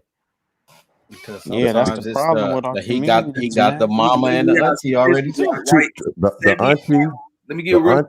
Hey, catch this real fast, y'all. I'm gonna fall back. 75% of the girl African American, not even just African American, young girls all across the United States will have come in contact with molestation, homie. And I'm gonna keep it real with you, fam. That's why we gotta understand where some man, this shit is real, homie. You see what I'm saying? Like, come on, man. And man, it weigh on my heart because at the end of the day, some of these niggas is walking around, man, like living a motherfucking good life, knowing that they didn't destroy some of these lives, homie. You see what I'm saying? Some of these crackheads you see on their corner, right? Nigga, they fucked up. You see what I'm saying? They couldn't tell nobody. They hurt. You see what I'm saying? And guess what? And they will really live the rest of their lives, and you wouldn't even understand. Like nigga, she was raped. You see what I'm saying? Mm-hmm. Come on, homie. Like, come on, man. Man, come on, man. We go talk about this, but I want to get deep, homie. You see what I'm saying? This is community here. Man, I want everybody to hit the thumbs up, cuz whether you interested in this, if I ain't talking about no gang shit, it ain't always about that. This is about community, homie. You know what I'm saying? So show y'all niggas some love, homie, because I do this for us. You know what I'm saying? It's time. You know what I'm saying? It's time. You know what I'm saying? I put my life on the line for this because, I'm still that nigga. I'm still some crippin', right? But at the end of the day, man, I still got a powerful message because I can show you, hey, look, I come from that little homie. Hey, I'm still with it. But you know what I'm saying? But look, I'm trying to show you, nigga, if it ain't in your heart, don't cross that street. Because that's what they made sidewalks for, little homie. They made sidewalks for young niggas like you. The era where nigga, we was beating you up if you stayed in the hood, you wasn't getting put on, right? You know what I'm saying? So, I know what this look like and I know what it is, homie. So when I see me do me and my style, this is me and my comfort zone. This is how I am. All that other shit, if I'm talking outside of that, that's me trying to entertain something. This is who the boy is, man. So I ain't gonna put paint where it ain't. Y'all see how deep I go? That's what I'm trying. I'm trying to be on, man, because so people can see, like, understand, like, this is not no thought. This is a reality. This ain't no hypothesis of this ain't no, even though, man, I'm talking about real stories, homie. Like, how we talk to them? I want to get the women to come up in here too. You know what I'm saying? And like, and tell us, like, I'm not saying tell your story, but at the same time, if you know a story, how did that feel? You know what I'm saying? Most of these women don't trust niggas. Most of them will fuck you and dump you and probably set you up if you dump out your body. You know what I'm saying? Out here, nigga, that been raped. Like, nigga, I don't like him. Nigga, I'm gonna set him up. You see what I'm saying? Like, come on, nigga, it's some real evil out here. And everybody who participated in shootouts and drive-bys, homie, don't mean that you evil, homie. Some niggas are just with it. Like, nigga, you come for me, nigga, I'm a double back. That's all that is, bro. After these niggas, just because he double back and all that shit don't mean that nigga's trying to live in the dark. Some of these niggas got dope personalities. Some of these, I know niggas who nigga that's with the business that went to college though. Nigga, it's gang banging in college though too. Nigga, what you doing? Oh, nigga, I'm from 6 so nigga, I'm from East Coast. It's some gang banging in college too, right? So, like, you can take a nigga out the hood, but you can't take the hood out that nigga. You see what I'm saying? So let's be honest, man. It's a lot going on in the world, man. And the generations are different because how do a mama tell her daughter, oh, you little fast ass out here wearing them booty shorts, and you was wearing that shit at the Freak Nick. You know what I'm saying? You was getting your swang on, drinking that and burping and shit, farting and fucking and shit. You know what I'm saying? And nigga, they didn't have no AC like that. Nigga, they had them old school fans. You know what I'm saying? With that Black Panther chair with the fucking afro, little fork in the back with the afro. Generations didn't change, homie. Niggas went from wearing bell bottoms to crocker sacks to cross color boots, starter jackets, British Knights, nigga corduroys to the Gucci, Fendi, Prada, Louis Vuitton. Nigga, some of these bros out here lying like, yeah, my nigga just bought me a Birkin bag. Nigga, he a fool. That's $100,000. How you got a Birkin bag in an apartment? So I'm saying it's more money out here now, man, than it was back then. Like, yeah, it was some niggas that was having it, right? But yeah, that was the inflation is high as hell. Yeah, they didn't have no Nia Long money though. I'm talking about that Nia Long, homie. Some of these niggas run around here, nigga. These niggas, man, that Nia Long, man. You hear me? So let's keep it real up in here, man. I want to thank everybody for joining. I'm gonna fall back and I'm gonna open up the channel, man. We doing awesome work. So yeah, man, I gotta salute everybody and thank y'all. Hey, somebody else come join the panel. Boy. Yeah, a lot of it just, to me, it sounded like, we talking about evil here and the acceptance of the evil. It's became a norm. Ain't nobody denying it. Ain't nobody, you know what I'm saying, fighting against it. We need some people to mount up and hold each other accountable and out here fighting this evil and attacking these thoughts. We need to talk to these people. What are you thinking? You know what I'm saying? Sometimes that could do a lot. You know what I mean? I've been in positions sometimes where I see the same bum every day. You know what I'm saying? I done gave him $5 and just start talking to him. You know what I'm saying? Man, everything all right? Why you out here? You know what I'm saying? These are things and lessons that I was going, I don't know why, it was just my life. You know what I'm saying? So I would see people and ask them and take their story and just embed it into mine. You know what I'm saying? That's one of the reasons why I'm so heavy into my daughter's life. At one point in time, it was one year I talked to about 10 girls and they all told me that they had been molested. You know what I'm saying? And it just put something in my brain like, dang, I got to be here for mine. You know what I'm saying? Because this is showing statistically like this is what's going on. You know what I'm saying? We can look at what's going on, but ain't nobody trying to make efforts to combat these things. We're accepting it, you know what I'm saying, and we're allowing to be punked out of. Yeah, Good. you're right. A lot of people is accepting that shit subconsciously. You know why? It's because the shit been in our spiritual. Well, I mean, some of it, like if you get deep into certain spiritual systems and certain religions, like you'll find certain behaviors that we took from those doctrines that kind of messed us up and shit like that over time. We But do you gotta think get a it's that, sister. or do you We think don't it's a got no knowledge itself. misunderstanding of that? Yeah. Yeah. But see, Everything that we look for it on On the the outside, outside. We yeah, don't look instead for of nothing within. from within. We don't got no kind of knowledge itself. We gotta start getting some Do y'all knowledge brothers itself. like get into meditation and stuff like that, or y'all just be like, we ain't really? meditation classes, it's all about self first. You feel me? We can provide all of these options of what everybody gonna do and spend our time trying to get that, and then something happened to us and we ain't even had time to work on ourselves. You feel me? So you got to work on yourself first. How you got to become what you pushing. You feel me? How I'm gonna tell you, like Nina said, this dude sitting on the corner drinking a beer every day. How I'm gonna tell you to do this and don't do that, and this dude doing way better than me. He got more than me. You know what I'm saying? It's like it's hard. You know what I mean? It's like I said, it just starts with self. We got to become the change within ourselves that we want to see in the rest of the society. You know what I'm saying? And lead by example. We got to give them other things to see. If I walk outside as a kid and I see 20 gangbangers and I barely see the dude that go to work every other day, it's creating a thought in my head. You know what I'm saying? What am I seeing when I go outside? Them. Okay, I don't have a dad in the house. They grown, they got kids or whatever. That's how you be a man. You feel me? But that's just a thought that's done formulated in my mind. You know what I'm saying? So it's like we gotta become what we want to see in the rest of the society, control our thoughts, and try to help other people control their thoughts and let them know where they coming from. You know what I'm saying? Like a lot of people talk about earlier, like I said, the dude was talking about the devil. Ain't no devil ever jumped out the ground or grabbed my hand. And anytime I Exactly. Like did if you gonna bad, say that, that's within everybody. Anybody could be an angel or a demon. Anybody could be doing good or bad. That you the That's God just or your higher and your lower self. yeah, Where higher and you lower. So that's exactly yeah. what it is. high If and you want low. to put it in like the real term, is higher and lower. So And and see, that's that's what what we got to most of us stop doing. We got to like. stop We running gotta to start, false like you saying, we terms. gotta start learning self consciousness more than anything. Like that's what people lack. And Cause stop fighting the truth. We can't keep putting up with the simulation. You know what I'm saying? yeah, For friends, if we know something is wrong, we can't do it. You know what I'm saying? And then we got to tell somebody else, man, you know what you're doing is wrong. At least create that thought in their head so the next time they get ready to do it, they're gonna think about you. Dang, T said that was wrong. You know what I'm yeah, saying? that helps the accountability spread on to them. Yeah. Yeah, but you gotta want for others what you want for yourself. If you don't want nothing for yourself, what kind of advice you gonna give somebody? You know what I'm saying?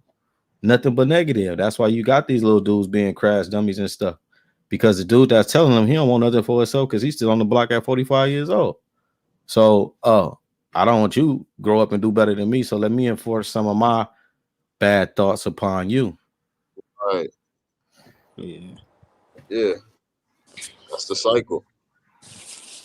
Yeah, but we see too, we talking about the movies and all that. We see that it's a plan against us. When are we gonna come together and formulate a plan to combat the plan that's against us? Oh yeah, we know. I mean, I already know the plan. The plan is divide and conquer. Shit. We don't know the plan. We're not sitting in European conversations. We just know and see that something is happening. You know what I'm I saying? mean, So we I'm have saying no. like based upon history, like we can understand like with narratives, everything is to divide and conquer. It's politics with elections, divide and conquer. Which side you gonna pick? Everything is pick a side. It ain't no just pick the middle. Everybody want to pick the lesser of the two evils. And every time you pick the lesser of the two evils, you're gonna make that lesser evil become great because that's the only thing that's ruling. You know what I'm saying? So majority of everything is divided and conquered, literally. The people that control the world, they united. All the rest of the sleeping giant, which is the masses, they're the ones that's divided and being conquered by those so-called 1%. They flipped it. You know how they used to teach us in school about that government pyramid structure? Yeah, the smallest point is ruling the biggest point. The foundation is where the most of the people at, and that shit growing every day. And they motherfucking ass is not, distributing, the power. Power is not supposed to stay stagnant. It's supposed to circulate. Yeah. Like you said, it's knowing who we are, man. If we all know that we have a higher and lower self, and the things that we're seeing is due to a lot of people living within a lower self. Yeah. And they don't even know it. So we got to start explaining to people who they are, what's going on with Called like them false themselves. ego. When you feed the false ego, that's with all the material things and all that other stuff in the world. Yeah, it's like we living in an ecosystem instead of an ecosystem where like the ego is like the reason why everybody will have that pride and be like, oh, he embarrassed me, Yeah, the so I'm false finna sense. get back at him. Like, you had that type of stuff. But I'm gonna let the sister talk. No, I'm good. I'm just listening. Okay. I was gonna say that I believe everybody has that knowledge. A lot of people are starting to wake up and have that Hey, knowledge. Terrence. Yes. And so, a lot of people starting to have that knowledge in some sense, but a lot of people don't want to listen. Also, you know what I'm saying? We have a large more part of people having who don't want to listen and apply it to their life versus actually utilizing it. You know what I'm It's saying? So, self-reflection. That's one of the hardest things for anybody to do is to have to self-reflect. It's easier well, to blame everything and everybody else. You know what I facts, mean? Like facts. point the finger at everything else that's materialistic out there in the world and that's tangible versus having to look within yourself and see maybe there's something, you know what I mean? What's within yourself that might be, needing some attention or correction. Well, I think it's a lot of self hate when it comes to us in the hood, man. Like I've never seen so much hate throughout the hood in general up until now. You know what I'm saying? Like I don't know what it is. It was a decade after decade after decade. It's just start progressing to what it is now. I ain't never seen. I don't know where it comes from anymore. You know what I'm saying? It used to be at a point in time where we can. Yeah. It used to be at a point in time where we can actually, hold a conversation with each other, actually appreciate one another, and now it's just outrageous, man. Hey, Terrence, I'm gonna go back on something you said earlier about we got to know who we are. Now, I'm gonna tell you something because as black men, we want other people to accept us before we accept ourselves. So But see, that's we not not black. We not black. That's the first thing going into knowing who you are. okay. I'm gonna take that for what it is. But That term was given to us. Yeah, that's what we got to be real on. But as I teach my son, I say, hey son, you can be anything you want to be because everything in this world is all about memory. If you want to be a doctor, get some books and memorize. You want to be a lawyer, get some books and memorize. So everybody's got the same opportunity to be whatever they want to be. If they sane, they can be whatever they want to be, regardless of what any other race or whatever thinks about you. You can still be successful just by memorizing. All it is memory. You can be a doctor, lawyer, dentist, or whatever. It's just memory, but you can't get past that hurdle if you don't believe in yourself and you expecting sympathy from other people. Yeah, I mean, but it's about memorizing the correct things. You feel me? Those things are good to add on to a society. You know what I'm saying? Becoming a doctor, a lawyer, that can help a society. You know what I'm saying? But I got you, but I meant memorization, as in getting the that's everything. literature about being. Yeah, you can be That's how you anything you learn. want to be, but when you're not confident in yourself, you know, and you expecting sympathy and all that from other people, you will never get across that hurdle to be successful because you're always worried about what somebody else thinking about you. That makes sense. Yeah. But that's what we got to step in as. Okay, we talking this good talk right now. You feel me? Where's it gonna go after this? Yeah, we on the platform. We got to get on the grassroots. You know what I'm saying? We got to get on the street. We got to beat our feet on this concrete. You know what I'm saying? And get back out to the here and talk community. to these Get people. back to You know what I'm these saying? And people see that what's are, going on. you know, Yeah, that's kind you of. gotta get more But involved in your community. So, I don't know. I just think everybody can't go. Nip said it good. You know what I'm saying? Because a person could fake you out. You might think they got good intentions or whatever. You know what I'm saying? You bring them in and you know they all negative trying to tear it down. That's You the know what I'm point I'm saying? trying to get at. That's the point I'm trying to get at, Terrence, because like I was telling Nina, you can't save everybody. You know, sometimes you got to leave some people behind to get ahead. You know, and that's, and I mean, look at all the people that we know that's been on the news, that's been knocked down when they going in the community trying to help save. Everybody ain't trying to hear it. You know what I mean? you Like gotta I was find the saying, intrinsic, you know, But is the it based? intrinsic It's based motivation. on how they look. It's based on how they look. They see they self are in you. You know what I'm saying? And that's what it looks like. Because if you got self-hatred, you only gonna go after what you think you are. You know what I'm saying? Like Nip said, you know, when we go over here to go ride on these dudes, we only trying to find dudes that look just like us. Because we know that they out here mind all wrong. They struggling. You know what I'm saying? Because they're gonna show the same characteristics. Somebody told me a long time ago. I always remember certain phrases, just going through whatever I went through in my life. You know what I mean? But I never remember who tells me. But I remember certain phrases that kind of just like kind of flip the switch in my mind, or you know what I mean, the way I would look at things and the way I would become more resilient, whatever. But I remember somebody told me, "You're only worth what you allow." You know, and that goes for I mean anything in life. But you're only worth what you allow. And it's I mean it sounds simple and corny, but it's true. But what about when your mind ain't developed to even understand that concept? That's You why. know, That's what I'm saying. How you said you get, you know, people that do see it and do see the bigger picture. We have to, we have to be the ones that get involved or find whatever our passion is that can reach to more people. You know what I mean? Because I know that I like to help people. I love to help people, but I didn't realize I used to get offended when people like I was getting more repelled than I was getting received because I, you know, like when I went through homelessness, when I went through struggle, whatever the case may be, I learned where you know, where the resources were. So I kind of made like a whole binder, you know what I mean, of just the numbers and stuff, just to be able to help people, you know. But I would yeah. overwhelm them, is what would happen. My friend told me that knows me from way back in the day. She tells me, Audrey, she goes, you can be a little bit overwhelming sometimes. And I was like, because I'd be like, why don't they want my help? You know, I'd get all, you know, in my feelings about it.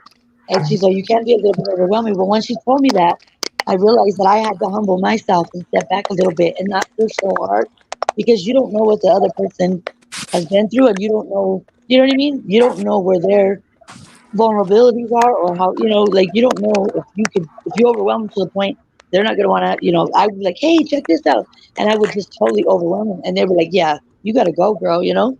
They didn't want they didn't want my help, so I learned how to humble myself and just kind of just tell them, hey, I got a book, you know, if you're interested at any time, I just want to let you know I got it, you know what I mean. And then I noticed they started to, oh, hey, can I look at that, you know, if they needed to go take a shower somewhere so they can look at the resources and stuff. But I think we have to get more involved, no matter how it is or how little we might think it is. It could make a big difference for the next person. You know? Yeah, I feel you. I see we got Ono, man. Chime in on the conversation. Big Ono.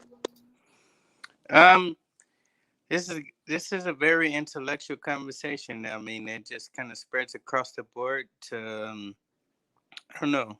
I may change the subject a little bit real quick. A lot of things we're talking about, some things can change, but in my honest opinion, most of it that we discuss and talk about won't change because we talk about it, then there's not much action after it. And then no matter how much we talk about it, especially when it comes to the gang streets, we got so many kids and people growing up in poverty and this and that. They never are going to be taught right from wrong, regardless of what we say.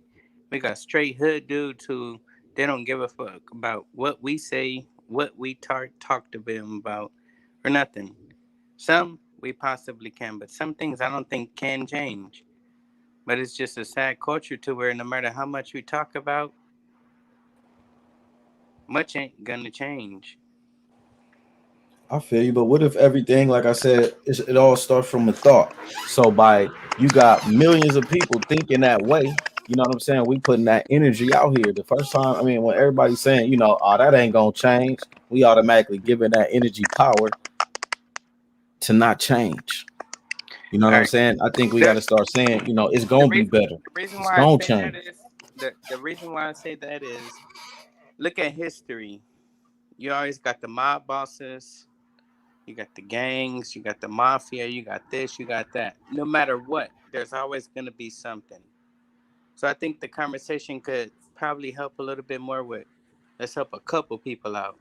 Yeah. No matter what, we always gonna have those boneheads to where, hey, this is the life I'ma live, and hey, I'ma ride and die with it. No matter what. I don't Yeah. care how much you talk to them, what life you give them, what information you give them. That's what they gonna do. So should Yeah, we just seek out certain people? Like, okay, look, we might could catch him, and then we attack his brain. You know what I'm saying? And then look at Right. certain people like, he too far gone. He got to just leave him alone. You know what I'm saying? And We hold gotta find each out. other accountable to get one, at least one. But You know? but those be the ones with the Just gotta most find influence. outlets to be able to You be know what I'm saying? available to people. You know what I mean? That want that help. You gotta be. I think you gotta show a lot of unity too. You know what I mean? Where people that if you're putting yourself out there to be of help, you know what I mean? So they can see that people can from diverse places and diverse, different neighborhood, whatever the case may be, from different areas, different directions, different states, that everybody can come together.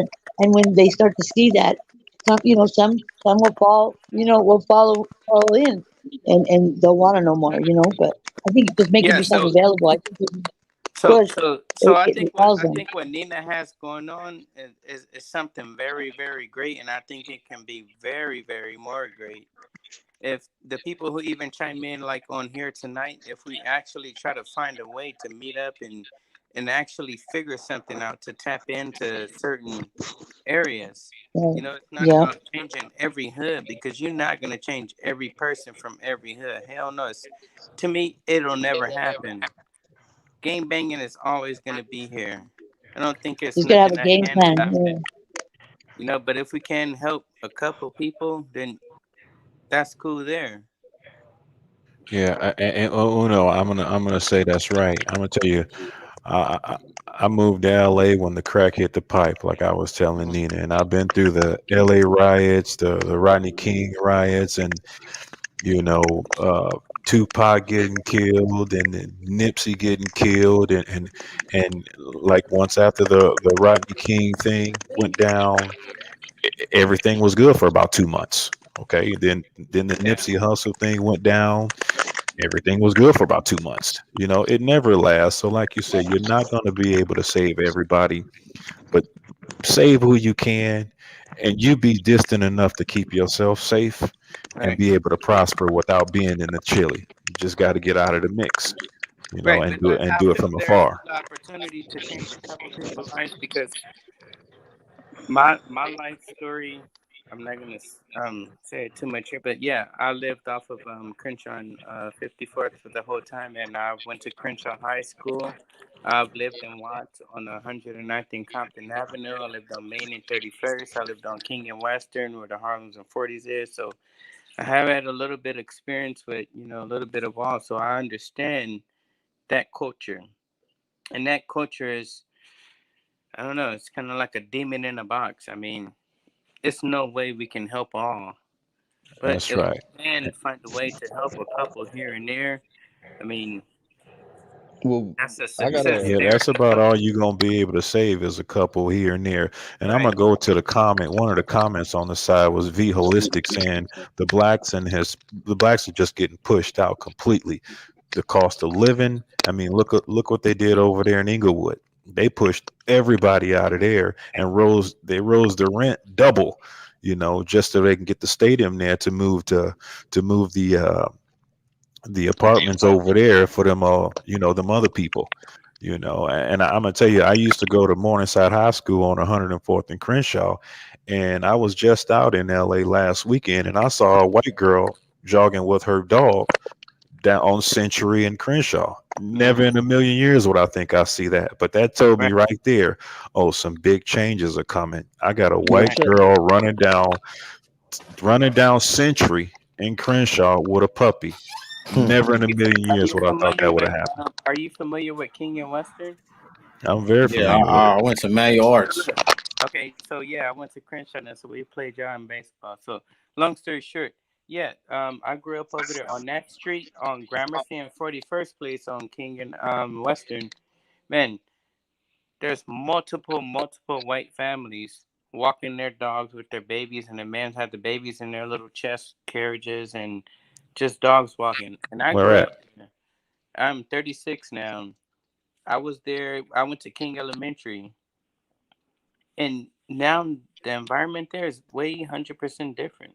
So you're right. But see, we observing these things and not grabbing the positivity from that.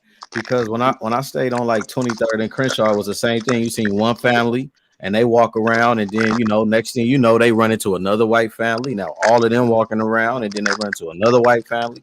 These are the things that we need to start doing as a community. And then I think it's also a lack of ownership, a lack of financial literacy. You feel That's me? that's It what will Vince was be talking no. about. How you're still feeling the effects from, you know what I mean? From even back then, you still feel the effects because that's what they're doing is they're pushing you out. There's, I mean, I remember seeing a story on the on I don't know some news channel, but it was an African American woman, and she has a nice home and she's trying to buy a new home, and she couldn't get, you know what I mean? Like nobody was taking her offers, and she couldn't figure it out, and then she said that she just decided to, I don't know, I think she acted like she was be like a white girl, and they were like, oh yeah, because she was trying to sell her house or something, and it was because they already knew that she was African American, so they were like, no, they were giving her the lowest, Well, they were let like me. lowballing her I could house. chime in on that real quick because the story behind that is that she's a black woman who tried to sell her house and she was Right. getting lower offers, and then she Yeah, yeah, had her yeah. neighbor who was a white man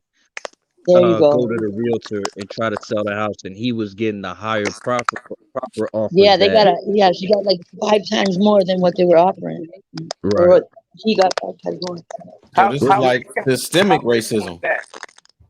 This was something Well, kind of Yeah, that's what I'm current. I saying just about heard the about that. effects. Well, right now the housing market is upside down. It's like a seller's market and not a buyer's. Everything to buy is Yeah. But what extremely about expensive. redlining though? They Oh try to yeah, keep certain people in certain communities. You know what I'm yeah, saying? It's a redlining is lot never going went on. away.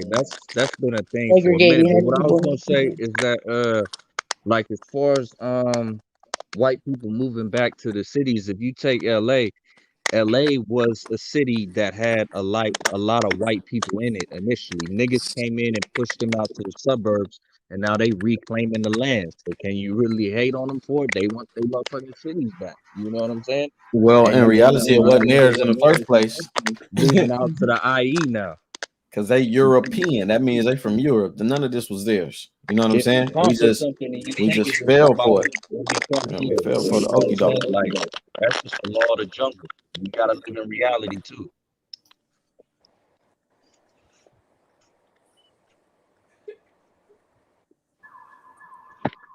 And what aspect you mean when you say we got to live in reality? Possession But is you not can't put against the all. law. I mean, I understand how you say European, but you can't put us all in that box because I wasn't. I mean, I'm a white girl, but I wasn't actually born. You know what I mean? I don't know my ancestors. It just because of their bad. Like, don't Your phone is like real like how choppy, you're sis. saying, this wasn't their land and this and that. You know what I mean? Like we all got here we got here somewhere and somebody. Never mind. I'm gonna leave it alone. She on the Obama phone. But see, it's about, it comes back to knowing who you are. How can you go claim what's yours and you don't know who you are? If the land that's here says the owner's original owner is Moorish, and we out here saying we black, how we ever gonna put a claim to it? We ain't even saying who. I mean, that we the people who own it. Yeah. So you saying that If it's 9/10 of the law, I mean, when you deal with law and 9/10 of the law, We dealing with they can Moorish have law. it. Yeah, they can have it until you go and put a claim towards it. Once you put a claim towards it, that's that 1% that makes it yours. You know what I'm saying? If you can prove that you are who you say you are, then it could be yours. You know what I'm saying? So let me get more clarification on that. So the Moors own what exactly? Well, I mean, if you go into history, the Moroccan Empire has a treaty with the United States Corporation to do commerce on their land. We thinking we living in the United States. The United States is a corporation that's built on the land of America, which is owned by the Moroccan Empire, if I'm not mistaken, through my research. Yeah, Who is it's a part dealing of with the the Moroccan Moroccan Empire. Empire? You see what I'm saying? Like that shit gets convoluted. You said what? It gets convoluted because how do It's you make just the claim you're just like part the of the Moroccan church. Empire? You see what I'm saying? What you mean convoluted? Okay, check it out. Who is a part of the Moroccan Empire? Moors. Who are the Moors? Every person of olive colored skin tone that's here. Us, the Mexicans, everybody. So Mexicans Except are Moors, European. even though Moorish comes from the word black, It's a right? lot of people that's Moors. I Yeah, got a that's what I'm book saying. right here. I got a That book shit right gets here. convoluted, bro. It's I not got a going book nowhere. right here. It gets too convoluted. It says the Moorish Americans and the Mexicans in North America, Brazilians, Argentinians, and Chileans in South America, Colombians, Nicaraguans, the natives of We San got Salvador, Asiatic Central groups American. too. The Yeah, Southeast Asiatic they black men, all all that stuff. Muslims. You know what I'm saying? Yeah, the Muslim. Yeah. We're all a part of the Asiatic nation. Okay, At one so time, when the whole why are world these was people together, it was Asia. You know what I'm saying? why When are all the these land people masses speaking was together. Spanish instead of Arabic then? You see what I'm saying? Like Because it's that's hard to Moorish make sense of language. Moorish language has a. I mean, the Moors have an original language, which is Hebrew, Spanish, English, Arabic, all of that. You know what I'm saying? The Moors were the builders of civilization across the whole world. So Everything came from that. It all stemmed from that. who are Hey, these You can't Terrence. original people? Where are they from? Who are they? scientifically, Right. the first people that was here 2.5 million years ago that they found was from, I think it's called Sands or Khan, something like that, in North Africa. I mean, South Africa. First people on the earth. Hey, Now you can't tell me Terrence. that was European because they can't take the sun. Hey, Terrence. I think we done went way off to the left, Yeah, man. I think we need to talk about, our people, our brothers and sisters, that is where our we people. at, doing That is what our we people. doing. That I is our got people. you. I fight this every day. I go to court and we fight court cases based on this, all of that. I If we got you. run from the But truth, we'll never find a solution. we need to try to figure out what we can do for our people right here, right now. You understand what I'm saying? Make them know what their nationality is. What is your nationality? Does everybody on this line know what their nationality is? Oh That's man, where it starts. we losing viewers. It's getting late. Niggas said we losing you. See, everybody run from the truth. That's the whole problem. That's where it all stimulates. Nobody want to hear for the truth. I'm just saying. I don't think Nina Boy set this up to be the National We just Geographic, going off though. You feel me? questions. We just going off questions. Somebody ask a question. You feel me? Right. But like I was saying, it You gets a can't. little You can't. convoluted and confusing. But